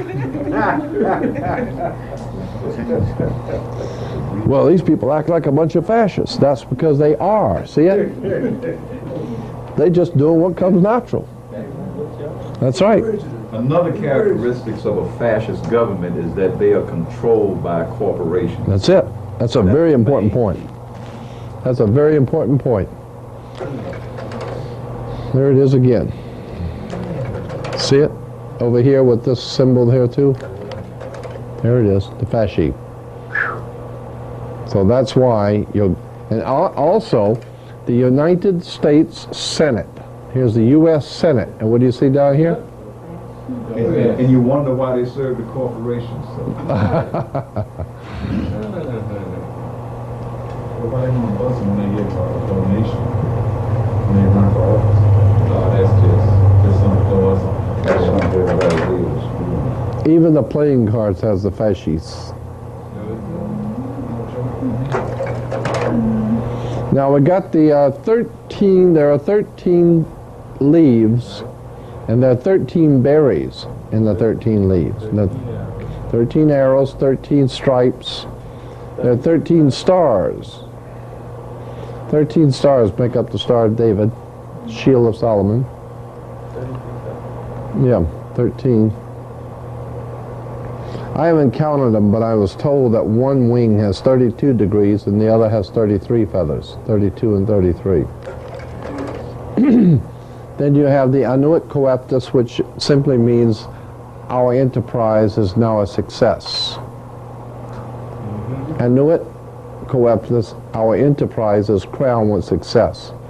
And then you say, what enterprise is crowned with success? Novas Ordo Seclorum. Novas is novice, meaning new. Ordo is obviously order. And seclorium comes from the word, we get our word secular, meaning worldly. Secular job, secular education. Secular means of the world. The new order of the world. Our enterprise is now a success. That was put on there in 1933.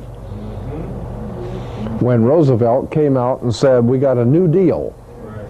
Now, the deal before was that you were an American and you were free. Now we got a new deal. The new deal is that we just bought you. You understand? We bought you for a price. So consequently, we now have the new deal. Our enterprise is now a success. What about Clinton's new covenant? Yeah, the new covenant, that has to do with this thing right here. And on the bottom of the pyramid, you'll see MDCCLXXVI, standing for 1776. There are 13 layers on the pyramid. Everything is done in sequence of 13 because of Jesus and the 12. Jesus and 12? Jesus and his 12. disciples. The 12 disciples plus the master makes 13. That's why 13 is an unlucky number for you. Because that's a number that's used by the Illuminati. The 12 apostles plus the master makes 13. 13 is the unlucky number because it has to do with a very high form of occult magic, and you don't need to know nothing about it. So don't even use 13. It's unlucky for you. That's a number only the masters know and understand. So that's why 13 is unlucky. Now, here is something interesting you probably have never seen ever. Have you seen this one before? Okay. Have you ever seen this on a dollar bill?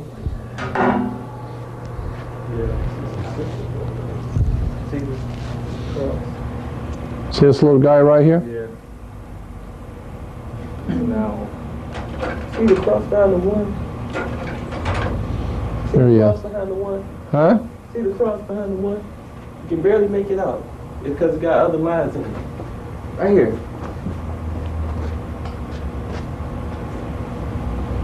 See, they add this into it. Oh yeah, to yeah. throw you off. Oh, I get you. You can see it. It's right Yeah, behind it. mm-hmm. Yeah. Anyway, this little guy right here. Here he is.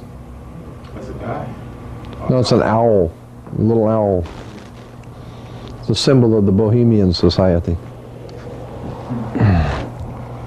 When is there any relationship between that and the woods owl? You remember that became the mascot for the whole conservation effort or something, the woods owl? And then they started taking up the land and all. Wouldn't surprise me none.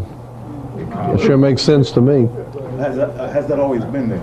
No. Or they just put it No, there no. about 3 or 4 years ago? No. They put it there about, I think about 20, 25 years ago, 20 years ago. Yeah. There's, that's Albert Pike. Yeah, Albert Pike, the Grand Master of World Freemasonry. Yeah. He was thinking to himself, boy, if you chumps knew half of the crap that we're doing. If you chumps ever found out what we were doing, you'd be real big time, be big time disappointed. Yeah, I've been on mushrooms for 41 years.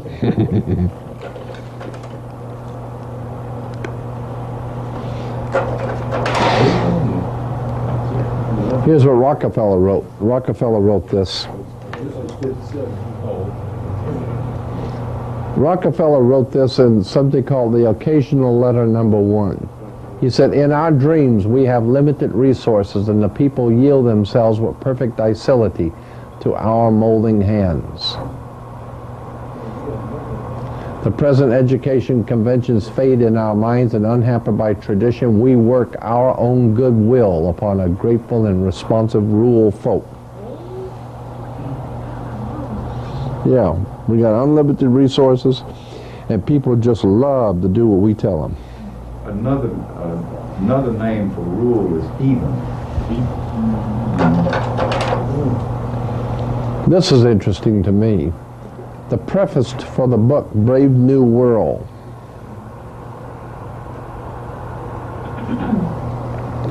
And in the preface for the book, Brave New World, back in 1948, the 1948 edition, we're talking about back in 1948, this was said, quote, as political and economic freedom diminishes, as the political and economic freedom diminishes, sexual freedom tends compensatingly to increase. And the dictator will do well to encourage that freedom in conjunction with the freedom to daydream under the influence of dope, the movies, and radio. It will help to reconcile his subjects to the servitude which is now their fate. What is that in? That was the preface to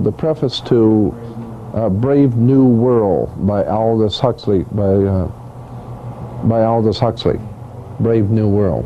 You can still get that? Oh yeah, and this is the preface to it in 1948. So he's saying that the dictator will make sure you have plenty of narcotics, alcohol, sex, entertainment, basketball, ping pong ball, football, baseball, any ball, as long as you have a ball game, right?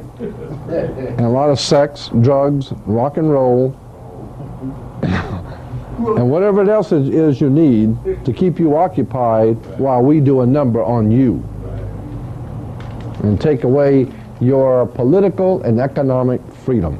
Who's the author? Aldous Huxley. Spell again? Aldous Huxley. Huxley. Aldous Huxley.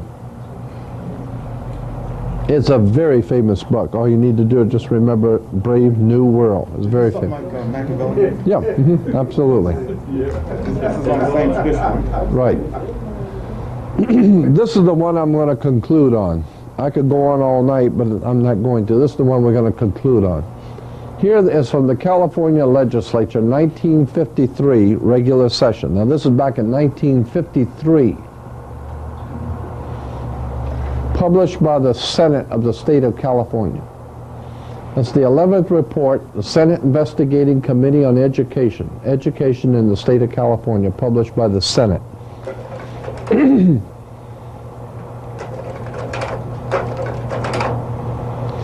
It says, I can't, wait a minute. I thought I had a better, well anyway. It says, so-called modern communism is apparently the same hypocritical and deadly world conspiracy to destroy civilization that was founded by the secret order of the Illuminati in Bavaria, May 1st, 1776. May Day.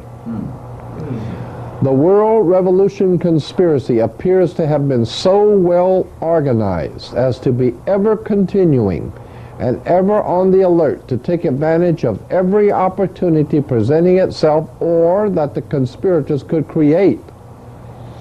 So in other words, these guys at the top, they will take advantage of anything. If you get a black guy run over a white guy, they'll send somebody in, make something out of it.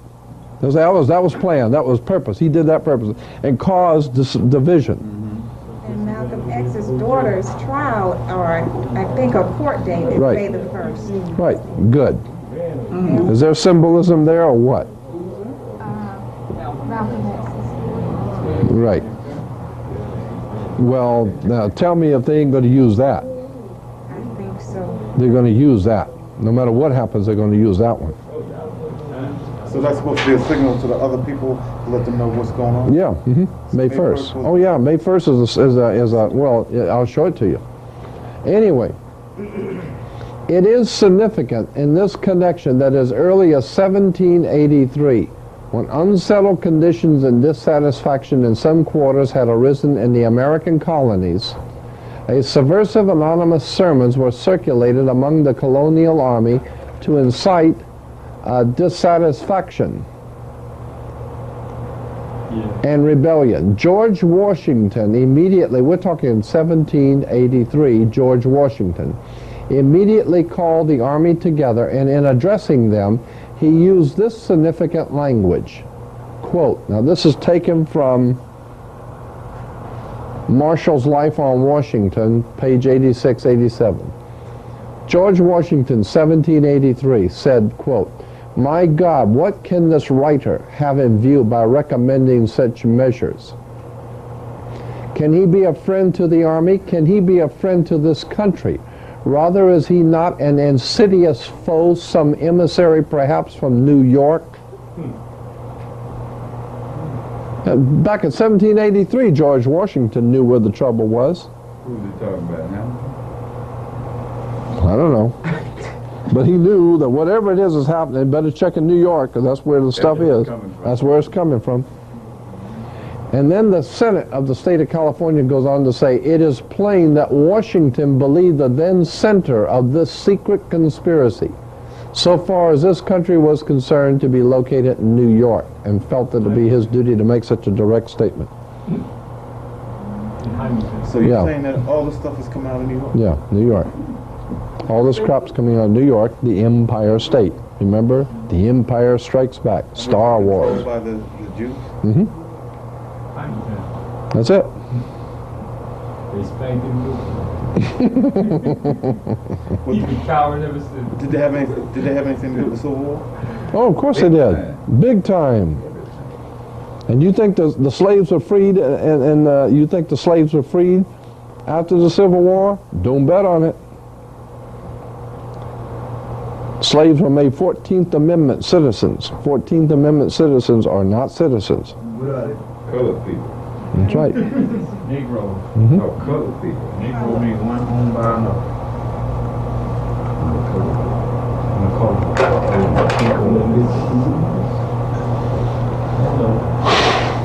It is recognized that May 1st as the recognition of May 1st, 1776 as the founding date of the World Revolution conspiracy is not difficult to understand when it is realized that May Day is frequently celebrated even in recent times by rioting and bloodshed on a worldwide scale. That's why in Russia and Communist China and the Soviet Union and all communist countries, they always have the big celebrations and parties on May Day because it has to do with the maypole. The maypole is the male resurrection, the male erection. It's the male symbolism, and it has to do with revolution.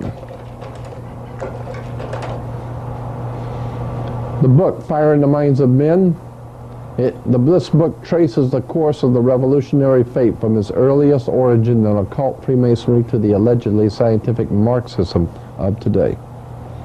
So, What's the name of that book? Fire in the Minds of Men. We've got a little more, but I'm going to stop for tonight. I'm going to let it cool off a little bit.